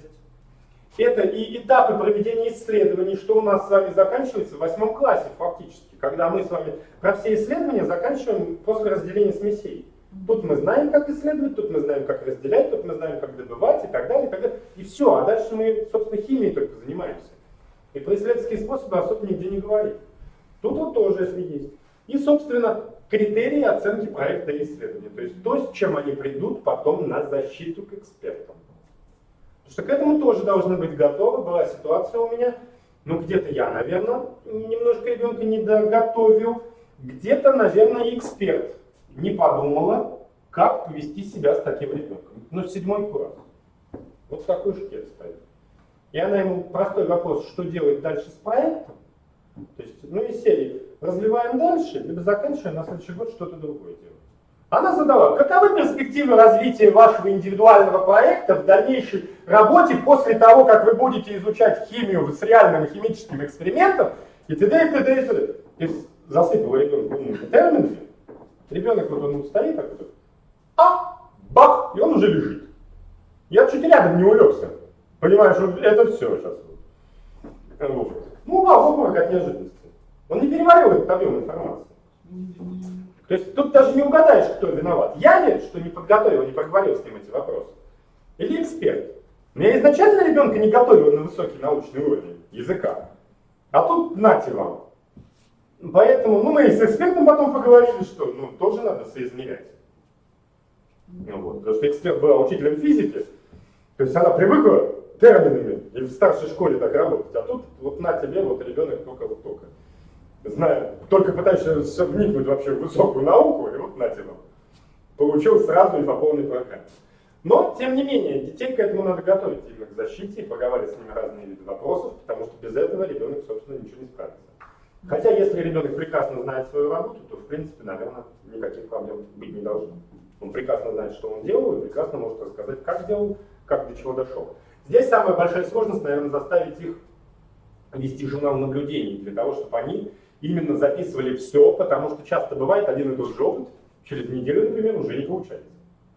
Хотя бы потому, что реактив постоял, и все. Где-то гидролиз, где-то еще какие-то процессы, и он уже не так работает. Процесс не получился, ребенок в растерянности, от чего это вроде до этого все работало. И это он тоже должен записать и понимать, из-за чего, где, что произошло. А для этого, опять-таки, должен знать химию. Ну, то есть все взаимосвязано, по сути своей. Но зато проектная деятельность помогает нашим детям в самостоятельной работе, быть более самостоятельными, естественно, вести какую-то целенаправленную деятельность, быть готовыми к сотрудничеству, иметь свой опыт самообразования, и это достаточно хорошо и полезно. Поэтому проектная деятельность, ну, такого вреда какого-то вряд ли нанесет, но нам, да, это действительно небольшая дополнительная нагрузка. Хотя иногда даже большая. Ну и, естественно, новые цифровые технологии, которые и, во-первых, 100% заинтересовывают детей, и, соответственно, где-то даже нам с вами упрощают жизнь в том плане, что мы с вами можем меньше времени тратить на подготовку к уроку. Значительно меньше. Вот. Мы с вами можем дополнительно мотивировать детей, именно используя эти технологии. Вам перерыв не нужен? Вы нормально меня еще не. Ну ладно, тогда дальше еще. Вот. И, соответственно, охватывать детей. У нас сейчас просят работу с инклюзивными детьми. Их сейчас, слава богу, всеми компьютерами, ноутбуками обеспечили. То есть это где-то дистанционная работа, и здесь помогают именно технологии. Потому что оставить ребенка без внимания, наверное, нельзя. Потому что пусть даже он имеет возможность хотя бы там написать письмо по электронной почте, либо иногда с нами по скайпу поговорить. В том плане, чтобы ребенок должен понимать, что вот на его вопросы мы всегда квалифицированно ответим. Потому что с этими детьми тоже надо работать, а дети как раз таки, если у них какие-то физические недостатки, то мозг, как правило, работает значительно лучше. И он целенаправлен, потому что хочет компенсировать какие-то свои недостатки этим. И с этими детьми надо работать, потому что они действительно замотивированы. Вот. Поэтому и тут технологии нам тоже значительно помогают. Тем более, если в Москве, ладно, у меня все дети, даже инклюзивные, могут жить-то в шаговой доступности, то в регионах это, как правило, от школы до деревни еще может быть расстояние какое-то, иногда и не маленькое. Поэтому, а вот технологии тут как раз таки спасают. С одной стороны, нам вешают этого ребенка, ходите к нему, занимайтесь с ним. Да пожалуйста, ради бога, я готов. Но с технологией и мне проще. У меня тут все под рукой в школе. Если что-то, я ему даже по тому же скайпу опыт могу показать. Пожалуйста, вот я солью эту проверку сайта, и вот получится. А он прекрасно меня воспримет. И нет необходимости мне куда-то ехать. Поэтому это все помогает и спасать. Наша компания сделала свою цифровую образовательную платформу. Как только у нас еще наш предыдущий президент Дмитрий Анатольевич Медведев просил развивать все цифровые технологии, вот, естественно, у нас появилась цифровая платформа. Вот. Она больше была рассчитана на электронные формы учебников. Ну, они и сейчас там есть, естественно. Но платформ у нас сейчас много, электронных учебников много. Вы наверняка знакомы с Рэшем, который почти наш Мэш, Московская электронная школа. Вот. Там есть библиотека, в ней есть учебники. Кстати, вот учебники Елены там тоже все есть. Я, конечно, скажу, как и на нашей платформе их посмотреть в электронном виде и использовать их электронный ресурс. Но точно так же это можно делать и через Российскую электронную школу или Московскую электронную школу. То есть это все не проблема. Ну и, естественно, изначально это все было направлено на развитие именно электронных учебников. Сейчас учебники электронные уже, наверное, немножко трансформируются, скоро будут цифровые УМК. То есть когда все сразу будет включено в один ресурс, то есть там будут и рабочие программы, рабочие тетради. То есть это все мы можем сразу брать из компьютера и, соответственно, это все использовать. Ну, примерно как Я-класс, что-то такое. Там тоже много всего есть, сразу объединено несколько сервисов в один, и это позволяет нам где-то удобнее, где-то интереснее все это делать. Вот. Работать с электронными учебниками мы по Санпинам можем.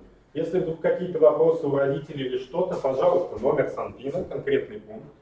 С 7 по 11 класс 35 минут, и здесь подразумевается беспрерывная работа. Непрерывная продолжительность использования.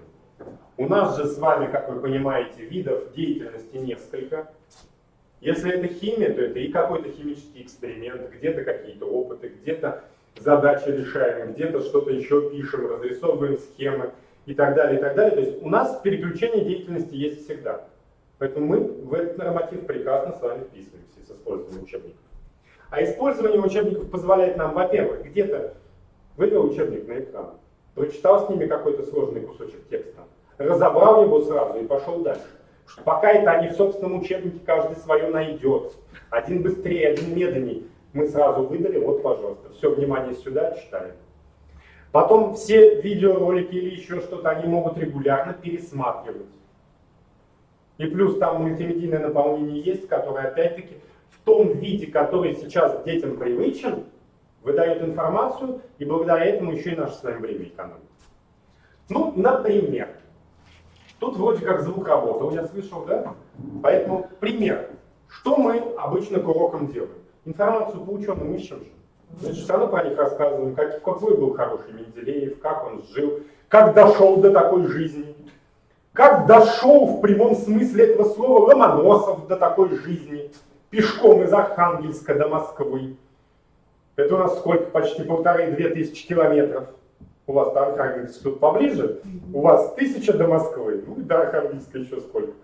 Вот, поэтому и все равно собираем эту информацию где-то по крупицам, где-то в учебнике, где-то еще что-то. А тут, пожалуйста, вот он готовый видеоролик, который мы с вами можем детям показать. Только не знаю, сейчас запустится, не запустится. Великий русский химик Александр Михайлович Бутлеров родился в 1828 году в городе Чистополе Казанской губернии в семье Михаила Васильевича Бутлерова, помещика, участника войны 1812 года. Ну, ролик просто занимает 5 с лишним минут, но это то время, которое мы спокойно можем на историю об ученом потратить. Но нам не нужно искать уже эту информацию. Вот она вся есть, в том доступном виде, который детьми сейчас усваивается лучше. Если дети какой-то нюанс, какой-то кусочек потерялись, у них вопросы, они к этому кусочку самостоятельно уже в электронном учебнике могут вернуться уже без нас. И посмотреть этот ролик еще раз. Соответственно, экономия нашего времени на подготовку и, собственно, наполнение нашего урока чем-то новым и интересным для детей. Так, следующая, любимая всеми тема, на которую мы тратим с вами очень много времени. У нас с вами, с учетом нашего часа химии в 10 классе по органике, эта тема не может пройтись мимо.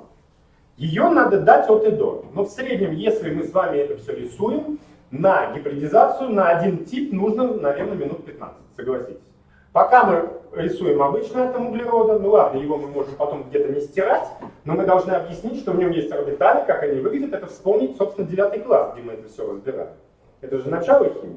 Потом мы должны это все объединить и рассказать, какие у нас гибридные орбитали бывают, как они располагаются в пространстве, соединить это в один атом, потом нарисовать хотя бы одно вещество с этим типом гибридизации. В среднем 15 минут на один тип. Потом только еще и отрабатывать. Ролик 47 секунд. Его я сейчас покажу целиком. Если хотите, даже 2 покажу. Если совсем захотите, могу и 3 потом найти и включить. Но суть в чем? В том, что за эти 47 секунд вся информация по типу гибридизации есть. И мы спокойно можем с вами уже дальше это все отрабатывать. Вместо того, чтобы тратить время на рисование, я, например, не художник, я учитель. Я, конечно, научился там по клеточкам эти орбитали рисовать, иногда там визуализируешь, детям шарики надуваешь, вот они орбитали, одни поменьше, другие побольше, ну понятно. Вот это все это прикладывать, но это же все равно время тратит. Здесь это как-то попроще. Ну смотрите, вот на это. Рассмотрим основные типы гибридизации атомных орбиталей углерода, характерные для органических веществ. sp3 гибридизация свойственна предельным органическим соединениям. В этом случае одна s и 3p орбитали внешнего уровня углерода перемешиваются и образуют 4 одинаковые гибридные орбитали, которые располагаются под углом примерно 109 градусов друг к другу и направлены к вершинам условного тетраэдера. В центре тетраэдера находится ядро атома углерода.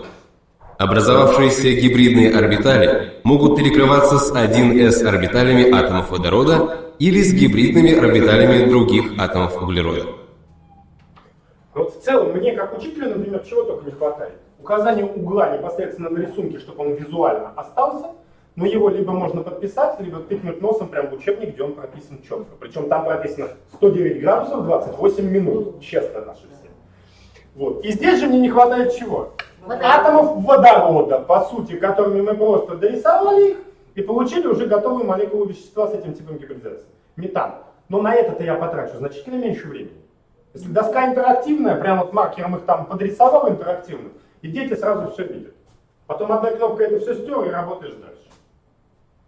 Второй тип показывает? А?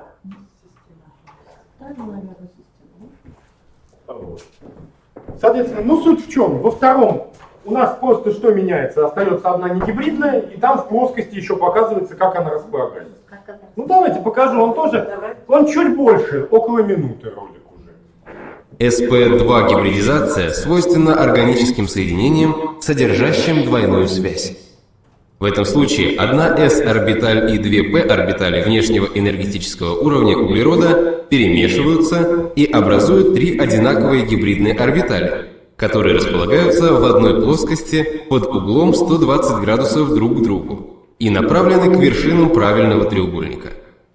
В центре треугольника находится ядро атома углерода.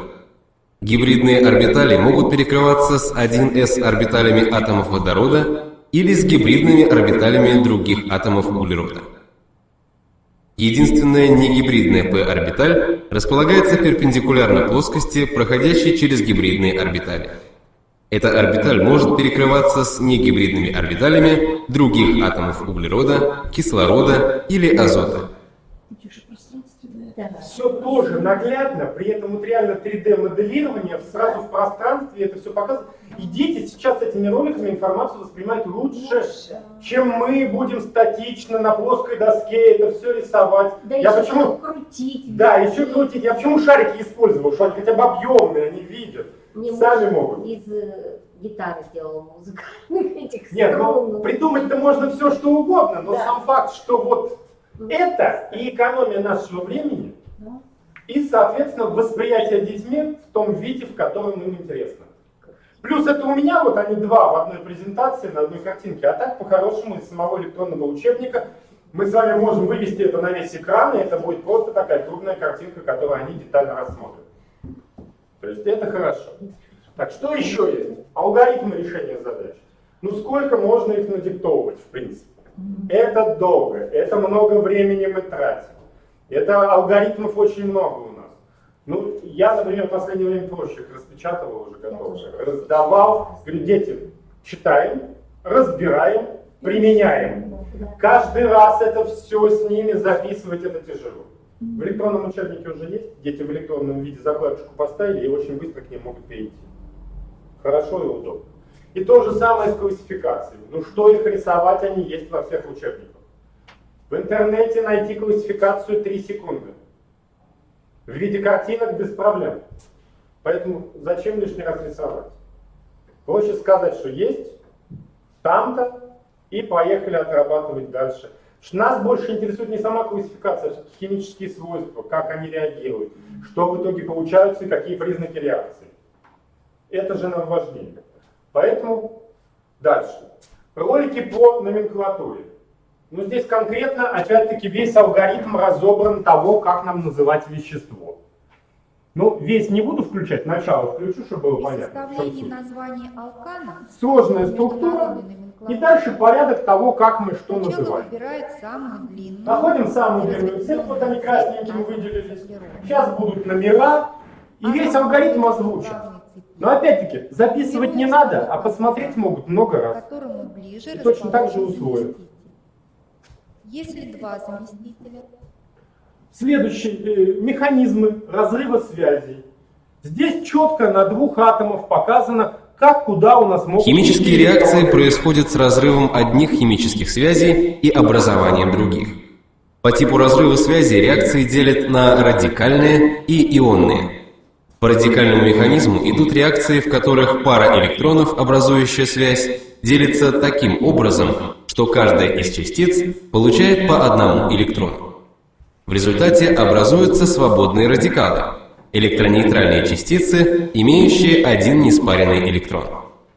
Подобный разрыв связи характерен для неполярных и малополярных связей углерод-углерод и углерод-водород. Например, в реакции взаимодействия метана с хлором одна из стадий заключается в образовании свободного радикала метила. В реакциях, протекающих по ионному механизму, оба электрона химической связи остаются с одной из образующихся частиц. В результате получаются заряженные частицы, ионы. Подобный разрыв характерен для сильно полярных связей. Например, в карбоксильной группе карбоновых кислот водород в реакциях отщепляется по ионному типу. Опять-таки, коротко, ясно, с примером, то есть не просто показали, как разрывается, еще и на веществе показали, на реакции, на конкретной, как что откуда уходит, куда что приходит. Проще и по времени опять экономнее. Нам не надо рисовать каждое из этих веществ, нам не надо этими стрелочками все указывать, мы экономим собственное время. А у нас его всегда не хватает. Модели разных веществ. Ну, здесь я не покажу, как она крутится. В самом электронном учебнике эту стрелочку подводим к атому и можем ее крутить. То есть там 3D-моделька. Мы можем показать, что, например, все атомы равно удалены у метана. Можем показать структуру самого вещества, как она в пространстве располагается. Если нет, например, возможности шаростержневую модель собрать. То есть, ну, всякое бывает. Поэтому здесь можно. Что еще у нас есть? Ну, реакции, механизмы реакции. Так, у меня сейчас будет такая вот? Ну-ка. Нет, не будет. Назад. При нагревании предельных углеводородов нормального строения с хлоридом алюминия происходит образование алканов с разветвленной углеродной цепью. Этот процесс называют изомеризацией. Изомеризация сопровождает каталитический крекинг. Легкие бензины насыщаются углеводородами с разветвленной углеродной цепью, что повышает октановое число бензинов. И, в принципе, мы тут и технологии добавили производственные о том, как у нас идет процесс там, того же крекинга, извиняюсь, изомеризации при производстве того же бензина. И, соответственно, здесь же показали механизм этой самой изомеризации, где что, куда перешло, под воздействием чего и так далее. То есть, опять-таки, наглядно и быстрее, чем мы это все будем писать. Дальше, химические опыты. С реагентами у нас сами знаем как. Да. Пусть небольшая, но проблема. Иногда большая проблема. Почему? Спирт — это реальная проблема. Опыт получения этилена. Ну как? А надо бы. Химические качественные реакции на двойную связь надо детям показывать. Они несложные, иначе вообще не поймут, что реально так идет. Ну вот. Суть в чем? Видеоролик. Он не длинный, около 2 минут. Соответственно, мы с вами на этот же опыт потратим минут 10. Пока мы его реально подготовим, пока реально будем нагревать. Вот. Соответственно, суть в чем? С роликом можно даже играть с детьми. В том плане, что ролики сделаны, сняты это по всем правилам и технологиям, но для экономии места монтированы. Вырезана какая-то часть техники безопасности. Например, прогретие пробирки. Играть с детьми можем, сами знаете, уж ошибки найти. Первым делом. Ну-ка найдите, что вам тут не нравится с точки зрения техники безопасности. Некоторые умные говорят, а там техника безопасности нарушена, вы нам говорите. А вот давайте с вами обсудим это. Мы, во-первых, повторяем с ними технику безопасности, но потом можно объяснить, что ролик смонтирован.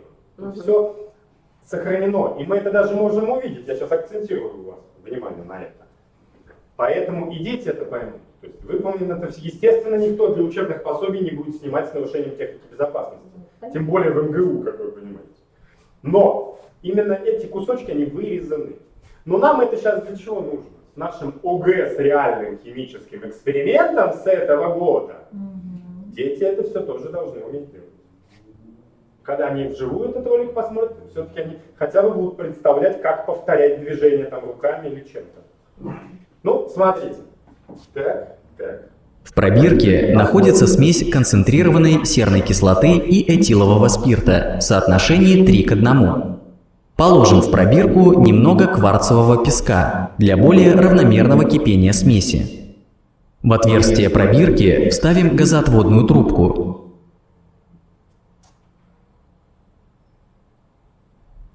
Нагреем пробирку на пламени горелки.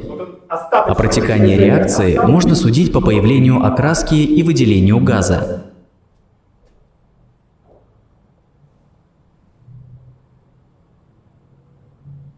Этилен – горючий газ, и чтобы убедиться, что в результате реакции образуется этилен, подожжем выделяющийся газ.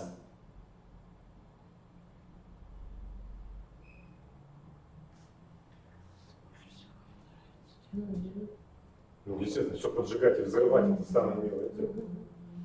Нет, всю жизнь порох. Пропустим выделяющийся газ через пробирку с подкисленным раствором перманганата калия.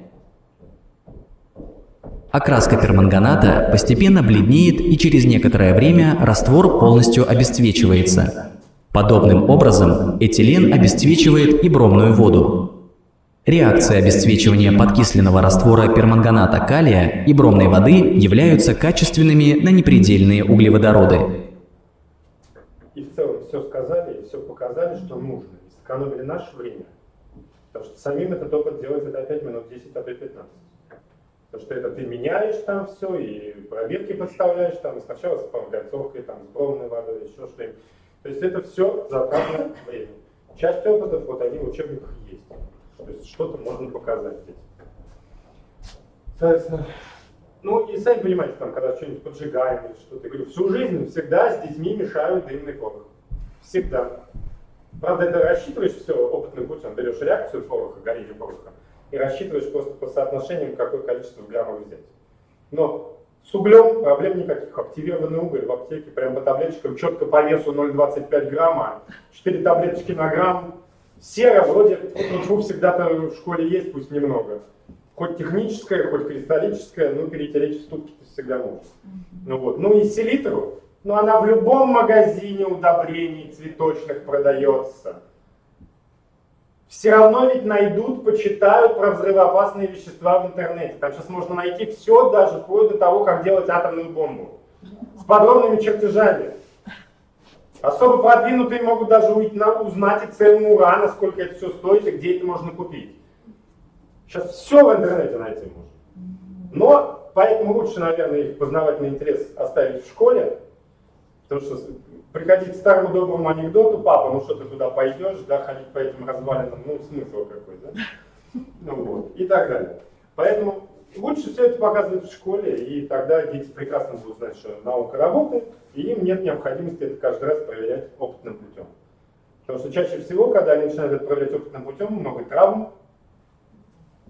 И иногда, не хочется сказать, но есть летальным исходом происходит. Когда петарду не так, туда, тут сами попробовали фейерверки сделать, а эта вещь не самая простая и не самая легкая. Ну и химические производства где-то у нас визуализированы, потому что и вопрос в ЕГЭ у нас есть по химическим производствам, а в учебниках их почти нету. Но вот здесь кусочек вот такой есть. Наиболее ценными нефтепродуктами являются легкие бензиновые фракции нефти. Для повышения их выхода более тяжелые нефтепродукты подвергают дополнительной переработке. Каталитический крекинг – разложение углеводородов нефти на более легкие, проводят при температурах от 450 до 525 градусов Цельсия. В качестве катализатора используют природные алюмосиликаты. Применение катализатора приводит к образованию углеводородов, имеющих разветвленную или замкнутую цепь атомов углерода, что также улучшает качество бензина, так как повышается детонационная стойкость. В процессе крекинга в реакторе происходит загрязнение поверхности катализатора сажей. Необходимая очистка его осуществляется в регенераторе. Происходит обжиг, при котором нагар, сажа, окисляется кислородом воздуха. Очищенный катализатор снова поступает в реактор. И регенерацию катализатора и непосредственно крекинг проводят в кипящем слое для увеличения скорости процесса. А здесь в целом мы ролик можем использовать каким образом? Мы его можем запустить вообще без звука. Где-то сами объяснить, короче, чем вот этим умным языком. И где-то конкретно показать, что такое кипящий слой, продемонстрировано. Здесь показано пути, как что куда идет. И более это такое живенькое. Потому что сейчас попробуй задать детям после темы серная кислота, чем отличается электрофильтр от фильтра циклон. И это такие глаза, как у краба два таких гуляющих. Вы что вообще у нас спрашиваете? Хотя всю жизнь мы изучали полный цикл технологий, получения, все приборы, аппараты. В Москве у нас, наверное, было немножко попроще. У нас был политехнический музей, куда можно было их отвезти. И там вот с такими же, только там лампочками это все двигалось. Все установки стоят прям вот.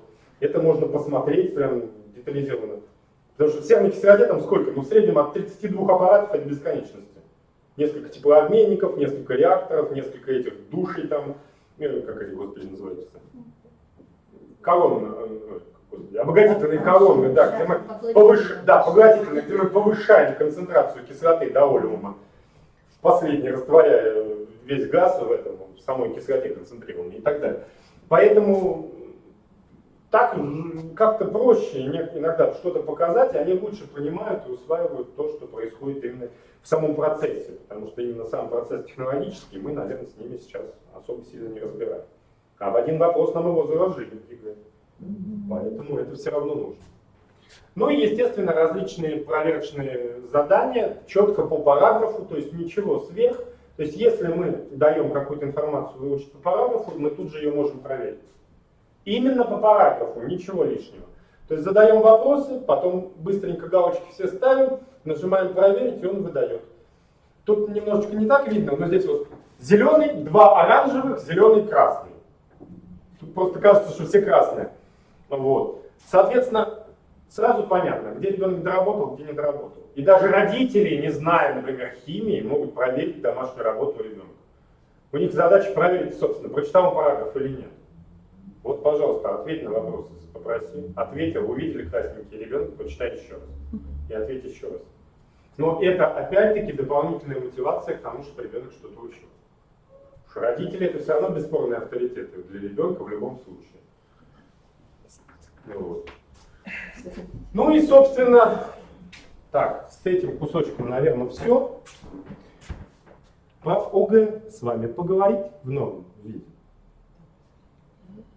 Что нас ожидает и каковы перспективы этого. Ну, давайте, только тут я, наверное, немножечко сейчас быстренько переключусь на другую презентацию. Так, где она?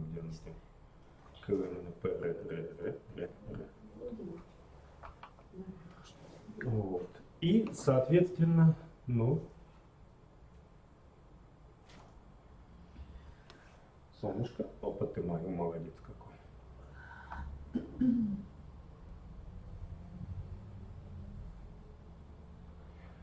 Нам с вами придумали ОГЭ в новой форме. И, соответственно, это, по идее, меняет наш с вами подход к подготовке и меняет наш с вами подход к осваиванию предмета. В том плане, что, ну, объективно, ввиду отсутствия какого-то нашего оборудования, каких-то реагентов, мы 100% весь лабораторный эксперимент провести не всегда имеем возможность. Все равно иногда приходится покупать тот же сульфат меди в цветочном магазине, вот, еще что-то, потому что ну, чего-то нету, использовать какие-то доступные вещества. Но, тем не менее, сейчас от нас хотят, чтобы мы с вами учили детей именно практическим навыкам использования веществ.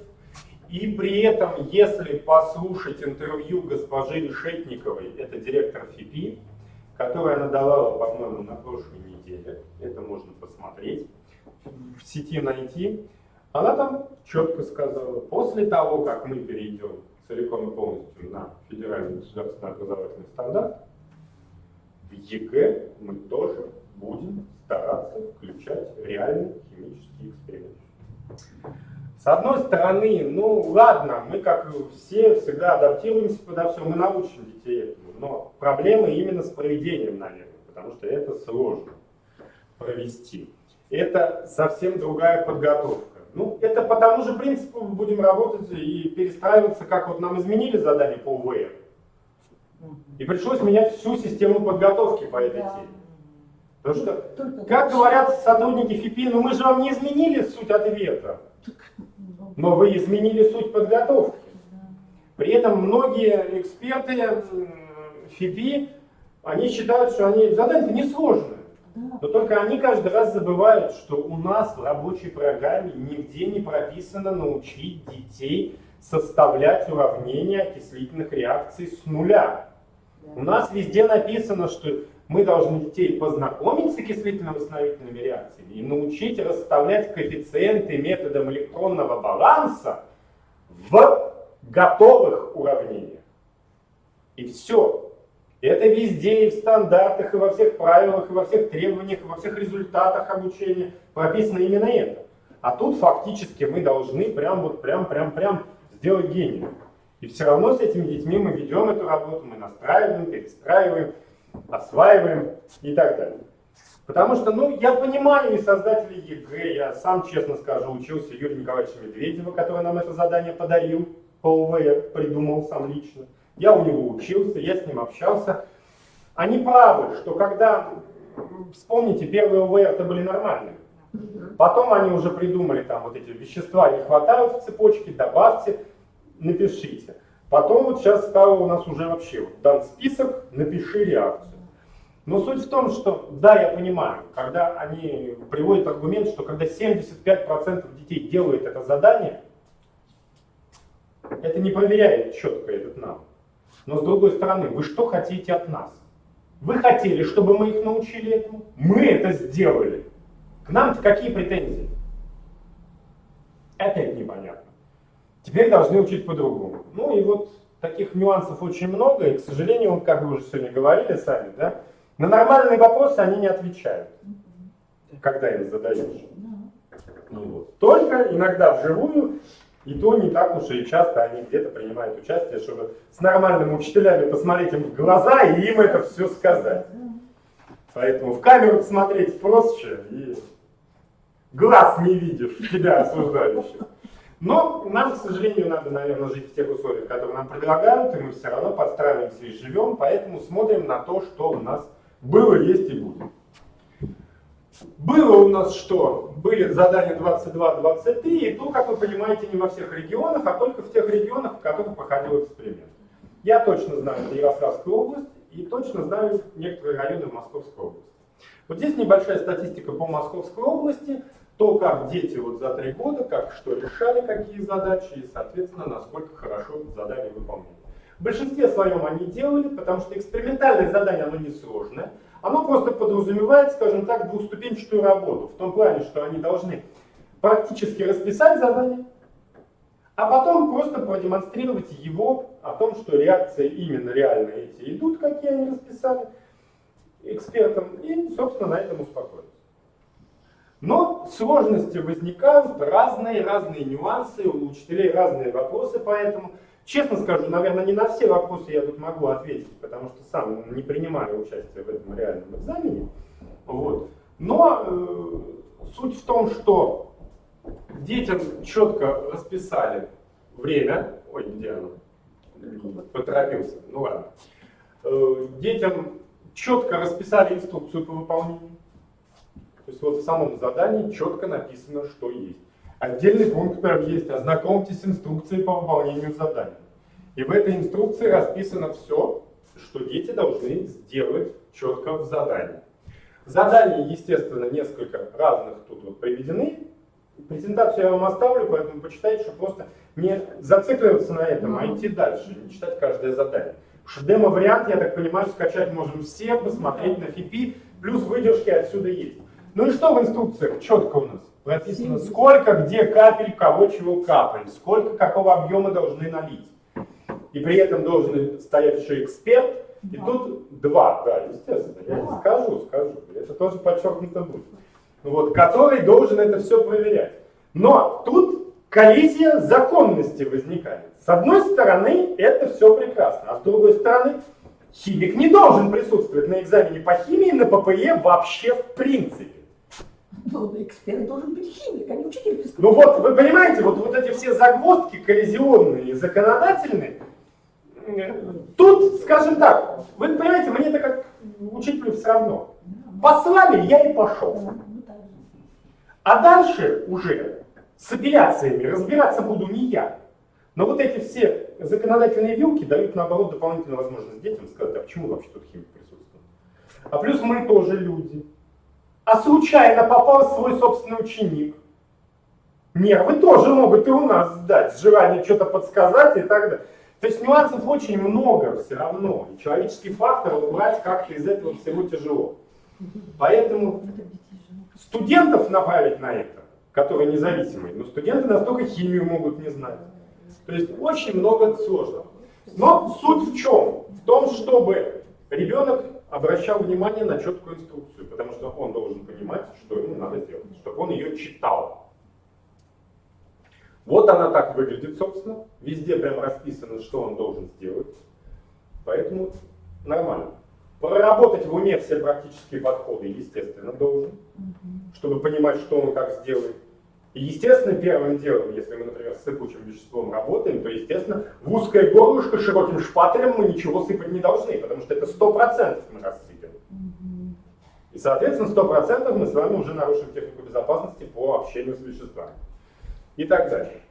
Поэтому, заданий много, везде вот расписано, где какие вещества могут потребоваться. Ребенок должен знать, что будет, если он прольет, просыпет, как он это должен убрать в рамках техники безопасности. Меня как учителя здесь напрягает. А халаты на экзамене предусматриваются? Не ответили на вопросы. Вот. Задавали. Нет, бога ради. Сейчас они нам ответят «да». Второй вопрос. А кто должен закупить эти халаты? Зачем, простите, счет этот банкет?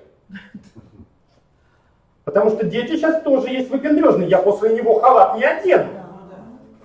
То есть это либо ребенки должны сами прийти, извините, неправильное ударение поставил, вот, но со своими халатами, либо, простите, что-то одноразовое, там фарточки или что-то надо придумать, потому что кислоты все равно присутствуют. Одна капля, одна дырка. А дети могут нарядиться в парадную форму на экзамен. И кто отвечает за то, что мы эту форму порушим? А костюмы сейчас вещь не дешевая сама по себе. То есть много очень нюансов, на которые не всегда прям находишь ответ. Поэтому как-то так. Собственно, читаем инструкцию, делаем по инструкции, как говорят. Поэтому инструкций много. Условия остаются, проверяются двумя экспертами. Все нормативки законодательства тут тоже все прописаны. Но это то, что было до 2019 года, то есть до прошлого. Сейчас там немножко, чуть-чуть поменяли. Потому что если посмотрите сейчас вот систему оценки прошлогоднюю, тоже нюансы есть. При проведении эксперимента были нарушены правила отбора реактивов и проведения химических реакций, 0 баллов ставят. При этом при проведении эксперимента были нарушены требования правил отбора реагентов и проведения химических реакций 1 балл. То есть, но простите, даже правила отбора это все равно нарушение правил техники безопасности. То есть тут уже человеческий фактор играет. Вот в каком настроении эксперт проверяет. 135-ю работу, когда его уже тошнит от этого всего и быстрее бы это закончить.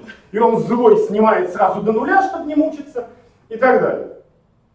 Либо он только свеженький еще, ладно, тут уже можно. Так и быть, 1 балл оставлен. То есть вилка, и даже экспертная, которая опять-таки приводит к тому, что мы идем на апелляцию. Соответственно, а важно сделать именно прям четко все как надо. Поэтому, наверное, в этом году эту вилочку убрали, я сейчас на нем акцентирую внимание, поэтому проще.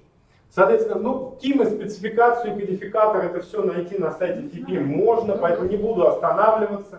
Минус только в том, что, наверное, в августе нам выкладывают демо-версию с надписью «Проект», предлагают его обсудить, сообщество бросается, обсуждает, после чего проект как-то превращается только в демо-версию, ничего не меняется, и все наше обсуждение непонятно зачем, для чего было организовано. Чтобы не расслаблялись. Тут все-таки камера, я не буду говорить, то, как вижу я эту работу. Суть в чем?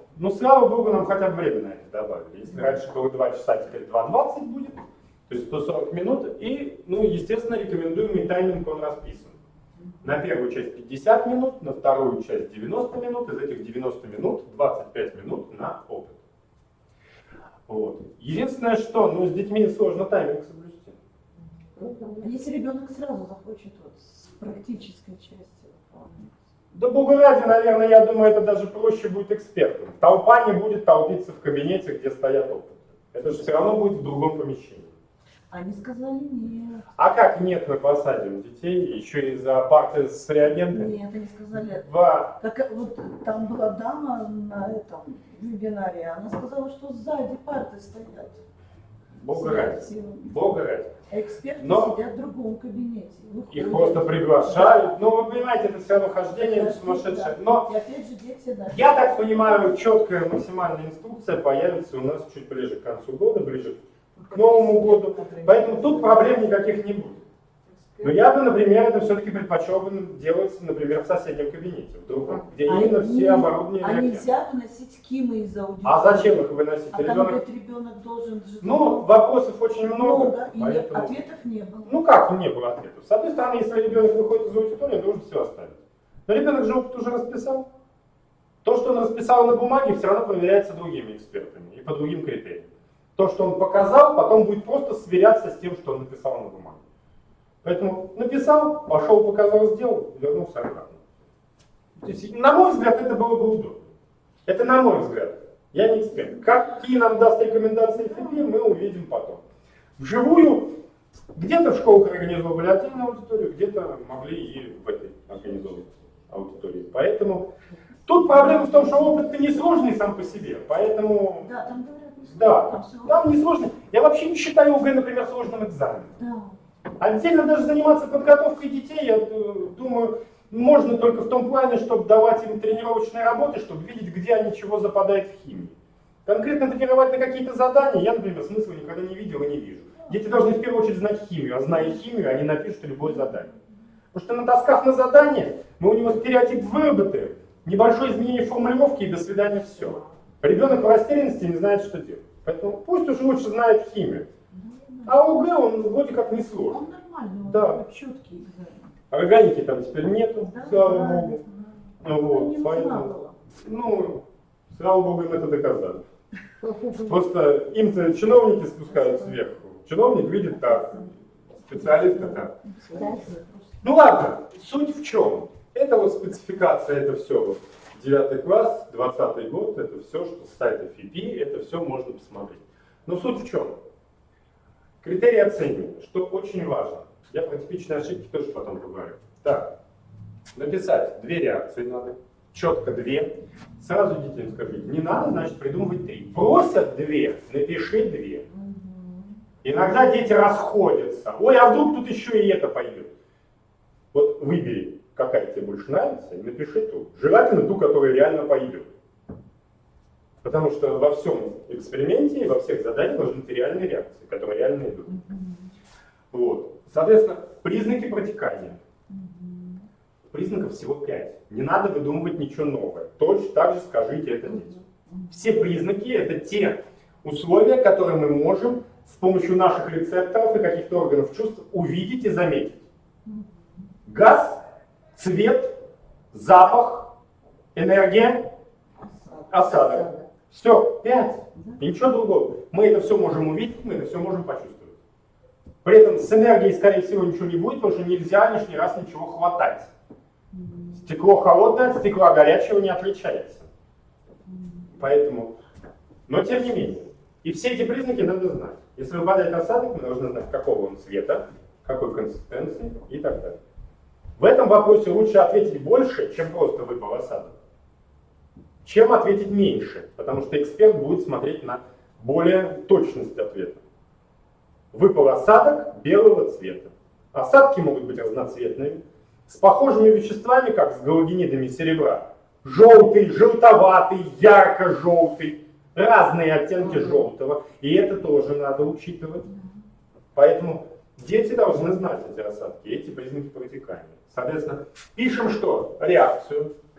Заметьте, нет никакого указания, там распишите в молекулярном виде, в ионном, ничего нет. Пишем только в молекулярном виде, пожалуйста. И четко указываем признак протекания. Выпал белый осадок. Если по условию задачи, вот у нас сказано, используя реагенты, напишите 2 реакции с сульфатом магния, значит по логике вещей у нас должна быть качественная реакция на сульфат ион, качественная реакция на ион магния. Вот они 2, и ничего другого не надо искать. С магнием качественное выпадение осадка гидроксида магния нерастворимого. С сульфатом, с барием он один. Вот. Но сульфат, она вообще универсальная вот с барием. Все. Не надо придумывать ничего нового. Так как ОГЭ и ЕГЭ у нас дают дети все-таки, наверное, более мотивированные, у них, к сожалению, бывает такой задвиг, что они видят что-то простое и начинают искать в этом подвох. Первый вопрос у них в башке работает, уж извините за грубость. Не может же быть так просто. Это экзамен, он сложный, правильно? Может. На этом тоже ловят. Поэтому возьмите, вот видите, что просто, сделайте по-простому. Если получится, то можете дальше не взрывать себе мозг. А если не получится, тогда уже придумывайте и ищите подвох. Но чаще всего подвоха никакого нет, и реально так просто. Ну, это понятно. Правильно записан один элемент — 1 балл, правильно записаны 2 элемента — 2 балла, правильно записано 3 элемента — 3 балла, все полностью записано 4. То есть реакция 1 балл, признак 1 балл. Реакция вторая 1 балл, признак 1 балл. Все четко. Поэтому тут никаких проблем. Продолжение практической части. Это же к этому же. То есть все, что они расписали, они должны осуществить вживую. Здесь немножко оценка будет другая. Химический эксперимент выполнен в соответствии с правилами техники безопасности. 2 балла. То есть на самом деле, вот если так посмотреть, в принципе никто не вникает, что ребенок будет сливать или делать. По логике вещей. И важно посмотреть, чтобы ребенок умел обращаться с оборудованием и с правилами с техникой безопасности. Почему так, не понимаю. То есть по логике вещей он там прописал осадок, тут он у него не выполнил, он выполнил весь опыт с правилами техники безопасности идеально. Его засчитываете или нет? Нет, ну вот вопрос законный, согласитесь. Согласно этому. Согласно этому засчитывает. Почему? Потому что ребенок правильно откапал, правильно набрал, нужное количество взял, все. Не получился, не проблема. Технику безопасности выполнил, выполнил. То есть тоже небольшие загвоздки, потому что все-таки, ну тут есть правда вот это вот, опишите изменения, происходящие с веществами, а если не то получилось. Но получилось, и он это описал. То есть вот нюансов таких мелких много. Как их решать мы будем, я так понимаю, будет отдельное обучение экспертов, и это все вопросы будут задаваться, разбираться и так далее. На это у нас, я так понимаю, год учебный будет потрачен в большинстве своем. Ну, вот. Но тем не менее. Собственно, если раньше у нас вот эта вилка была, то теперь все-таки так и поставили, или. То есть или мы все-таки можем выбрать, поэтому лишний балл, например, снять не получится. Но суть в том, что разделена непосредственно техника безопасности при общении с веществами, то есть там насыпание, накапливание и так далее, и техника безопасности проведения опыта. Разделить, соответственно, проще стало, наверное, оценивать. Так что более четко это все. Но по сути своей, первый отбор веществ, второй смешивание веществ. Естественно, детей надо направить на то, чтобы все максимально делали правильно в рамках техники безопасности, и тогда все будет хорошо и замечательно. Ну, примеров заданий много, не буду останавливаться на каждом, ну, суммарно вот то же самое, это просто из другого года, но суть заданий не меняется. Реакции есть, цепочка есть, и, собственно, тут еще просили баллы. Это то, что было. Сейчас, наверное, попроще. Но много картинок и в учебниках, и везде именно с демонстрационным экспериментом. Где-то вот надо было в картинках разобраться в заданиях. Ну, сейчас это все живое, поэтому будем делать что? Исправлять, во-первых, типичные детские ошибки, которые бывают. Они есть у всех, как вы понимаете, мотивированный, немотивированный ребенок, но ошибки, они потому и называются типичными, что проскакивают у всех. Что? Часто пишут неосуществимую реакцию. Это большой минус, в том плане, что а как ты ее потом покажешь эксперту? Нелогично. У тебя все равно ничего не получится, и как ты это все будешь описывать. Второе. Ну, ионные уравнения. Здесь они просто забывают сокращать коэффициенты. Если воду получаем, чаще всего по всем реакциям у нас выходит 2 воды. Значит, это 2OH, 2H+, и, соответственно, получается 2H2O. А двойки-то надо сократить. Если их не сокращаем, это тоже ошибка. Но, слава богу, пока, вот, по крайней мере, мы об этом говорим, но тут в новых видах заданий нету расписать ионную версию реакции.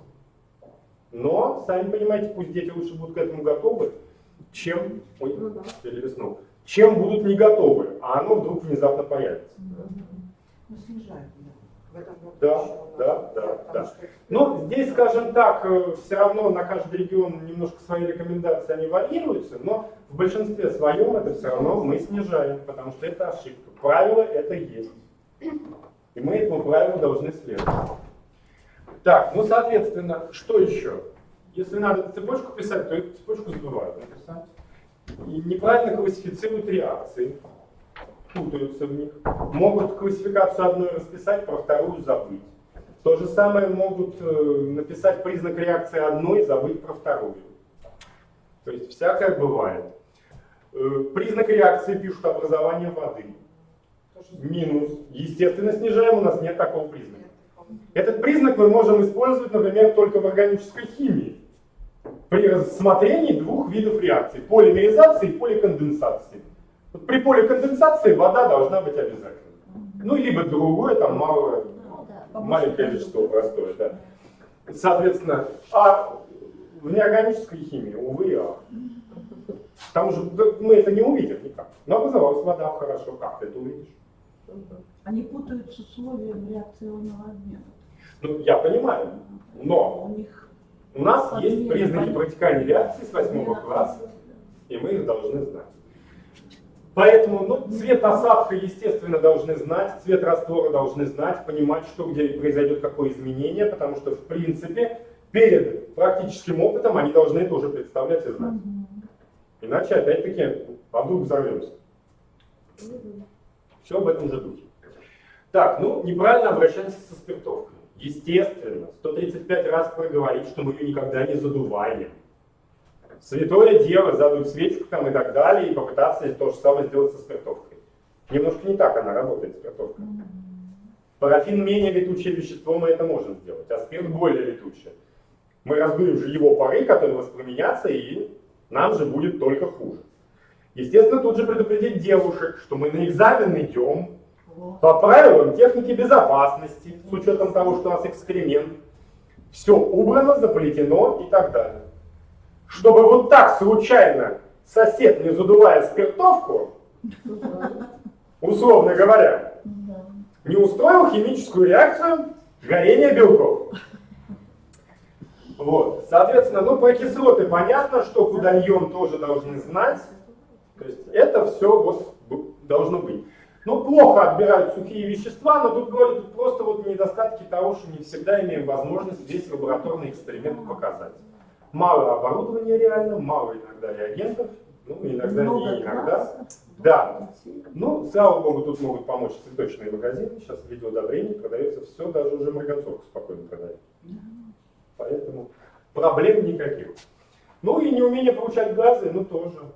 Потому что иногда они могут просто, получая углекислый газ, потом это все на себя, потому что полпробирки налили того, полпробирки того, а тут еще пошел газ, и это все лоб.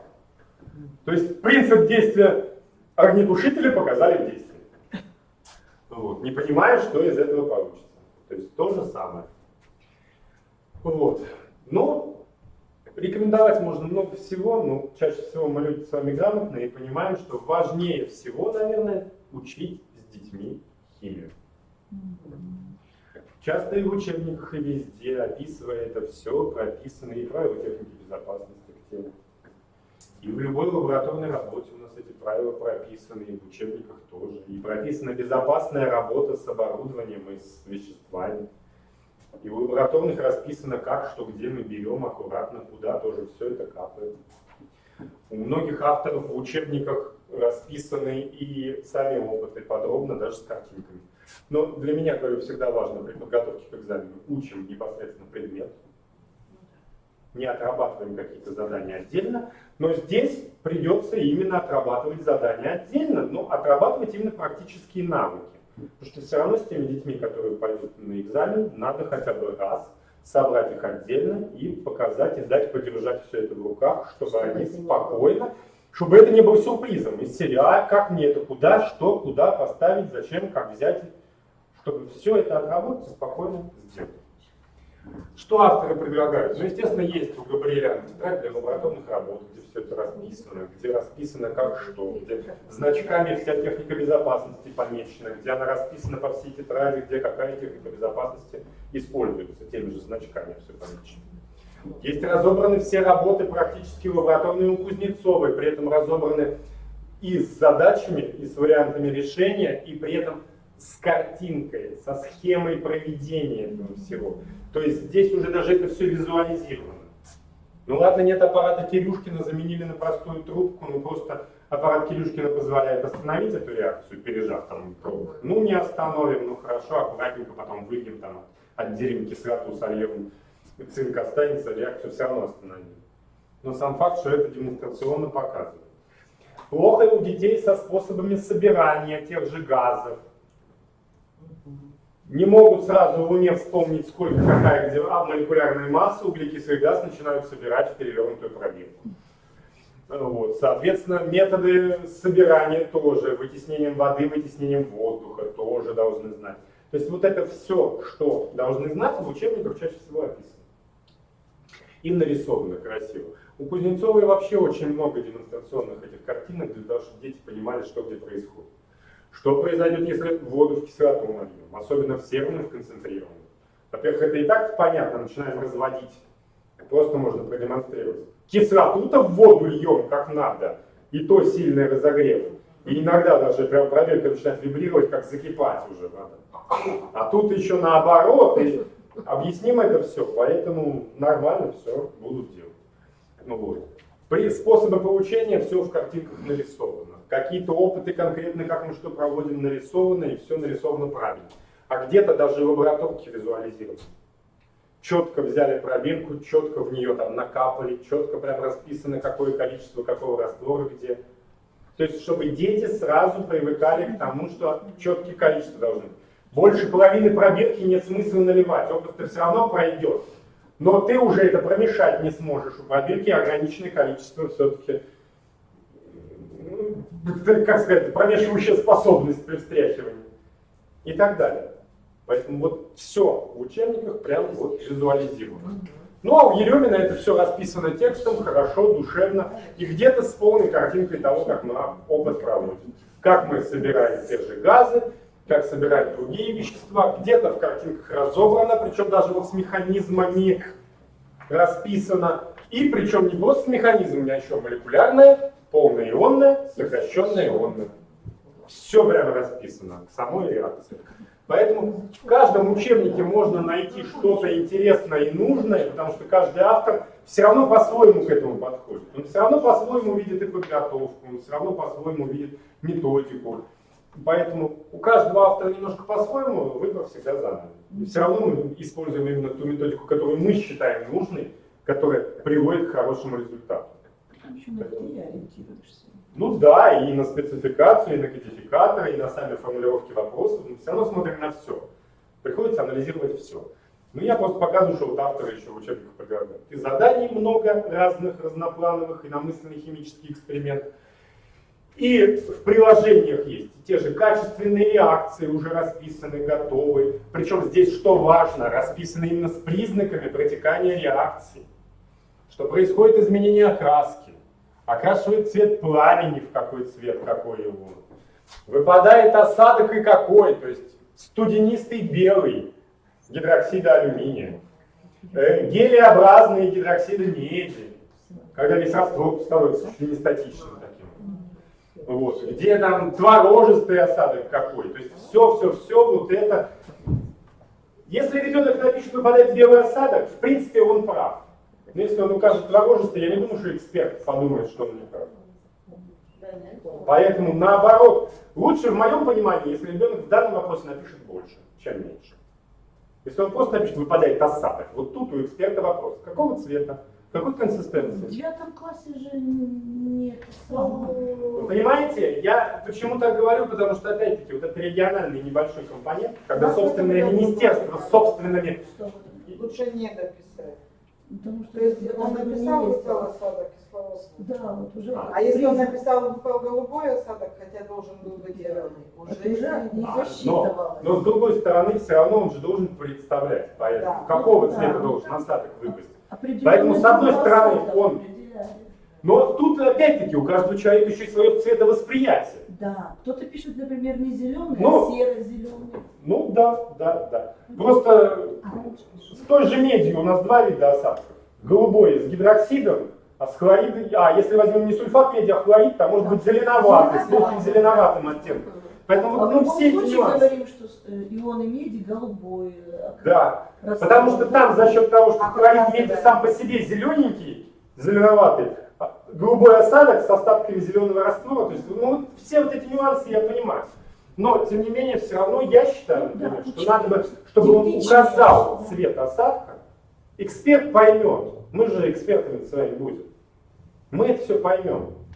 Но главное, вот, меньше напишет, но вот опять-таки возникнут вопросы, а почему не указал цвет осадка? То есть плюс-минус. Но говорю, читать конкретные рекомендации непосредственно перед экзаменом. Они каждый год у нас меняются, нам каждый год придумывают что-нибудь новенькое. Поэтому готовить детей ко всему сразу покажут больше знаний. Это лучше, чем покажут меньше. Поэтому как-то так. Ну и много разных заданий в учебниках есть, поэтому всегда можно придумать для каждого ребенка свою индивидуальную траекторию подготовки.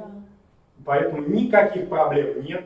Сами понимаем прекрасно, один усваивает информацию быстрее, один медленнее. С каждым надо работать так, чтобы не убить его именно познавательный интерес на самом деле. У меня был ребенок, с которым я занимался, он высоко мотивированный, сейчас поступил в Менделеевский институт, прекрасно там учится. Но суть в том, что он способен воспринимать любую новую информацию не больше часа времени. Через час он как компьютер начинает гудеть, переваривать информацию. Вот ему надо сделать перерыв, отдохнуть, переключить вид деятельности какой-нибудь, и потом он снова сможет воспринимать.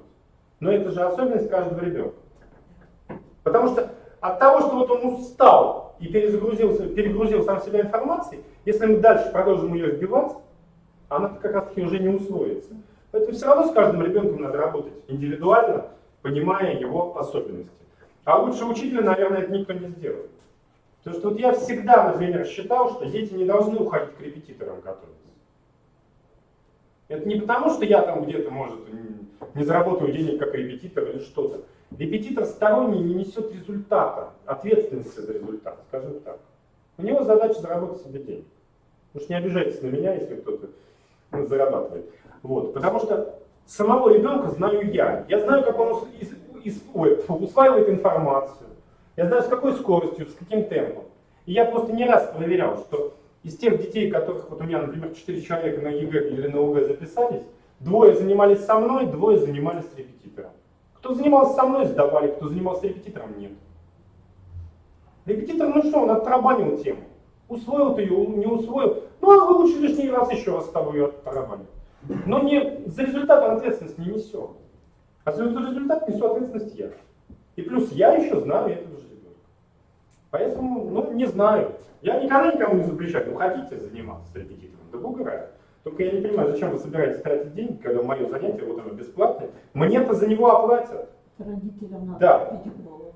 Ну, я стараюсь, я с 8 класса хожу по родительским собраниям, я регулярно родителям это говорю, что если вы планируете медицинский, то давайте с 8 класса детей на это сразу ориентировать. Понимая, что им понадобится химия и биология, мотивируйте их на это. Не надо спохватываться в конце 11 класса, ой, я хочу в медицинский. Мне бы по-быстрому сдать химию. Ребят, по-быстрому это не получится. Еще и попробовать. Попробовать. Ну попробуйте, пожалуйста, ну, любую студенческую работу дай им, и, пожалуйста, попробуйте. И сразу увидят, что можно уже дальше не пробовать. Поэтому разговаривать надо и с родителями, и с детьми, но говорю, авторы изо всех сил стараются, предлагают все. Есть много задачников, много пособий по подготовке. Я стараюсь все-таки, например, пособия по подготовке брать те, которые написаны именно создателями задач. Тем же Медведевым, той же Стахановой, тем же Добротиным. То есть это те люди, которые реально придумывают эти задания. Конечно, они в этих всех пособиях дают не те задания, которые будут в ЕГЭ, но они дают хотя бы системно похожие на них. Это те люди, которые точно знают, что есть в экзамене. Поэтому тоже плюс в этом всем. Ну, естественно, и в учебниках много, и цепочек, и всяких опытов, по которым дети могут это все читать, разбирать, отрабатывать и так далее, и так далее, и так далее. Коллеги, я вам, конечно, ссылочку прописал здесь. Это больше, наверное, для тех, кто смотрит нас дистанционно. Я презентацию всем оставлю, вот по этой ссылочке вы можете пройти. Это я обычно диски привожу, но вместо того, чтобы возить диски, я понял, проще на Яндекс.Диск все это выложить и периодически пополнять. Тогда, соответственно, будет намного больше информации там. То есть там уже собрано какая-то методическая информация, есть разные пособия по подготовке, есть рабочие программы по работе с нашими учебниками. Есть какие-то справочники, задачники, которые сейчас могут уже не выпускаться, но дают хороший результат. Потому что нам все равно нужно с вами отрабатывать и умение решать задачи, и все. Вот, поэтому много интересного вы там наверняка найдете по этой ссылочке. Вот, поэтому будет только интересно. Ну и, собственно, я потихонечку сворачиваюсь. Ну, собственно, как раз, да, у меня время уже сворачиваться. Коллеги, я сегодня и тем, кто нас смотрит, вот такие визиточки оставлю, и тем, кто вживую присутствует, это визиточка для бесплатного доступа к электронным учебникам на нашей платформе. Тут инструкция вся есть, тут есть код, который, активируя, мы получим, точнее, вы получите бесплатные учебники. Точно так же вы их получите, когда активируете памятку и электронный сертификат себе за тот вот обучающий семинар, который я у вас провел. Ну, вот, соответственно, вы сможете, во-первых, посмотреть УМК, во-вторых, попробовать вот эти все мультимедийные вставочки, посмотреть, какие они там есть вообще. Вот, потому что есть учебник, например, 10 класс углубленный у Ерёвина, у него там есть мультимедийная табличка Менделеева. На 17 страничке она есть, ну, 5 секунд, если есть, ну, я могу, конечно, попробовать показать ее вживую, как она выглядит. Сейчас зайду тогда в интернет, покажу. Потому что там есть сразу информация по каждому химическому элементу. У меня есть. Вот. Есть информация по этому, как ее, господи, по тому, кто открыл этот элемент и так далее. Так. Росучебник. Так, я сейчас быстренько на сайт зайду. Ну и заодно сейчас посмотрите, как заходим на сайт. То есть в поиск вбиваем Росучебник. Вот сразу слово «Корпорация Российский учебник», и мы с вами на нашем сайте. Нажимаем кнопочку «Мой личный кабинет». Сейчас дозагрузится. Нажали, открывается окошечко входа. Вводим свои почты и пароль. Если у вас там нет, вот есть кнопочка «Зарегистрироваться». Вводим свою почту в окошечке. На нее приходит ссылочка, вы по ней переходите, и вы уже на сайте.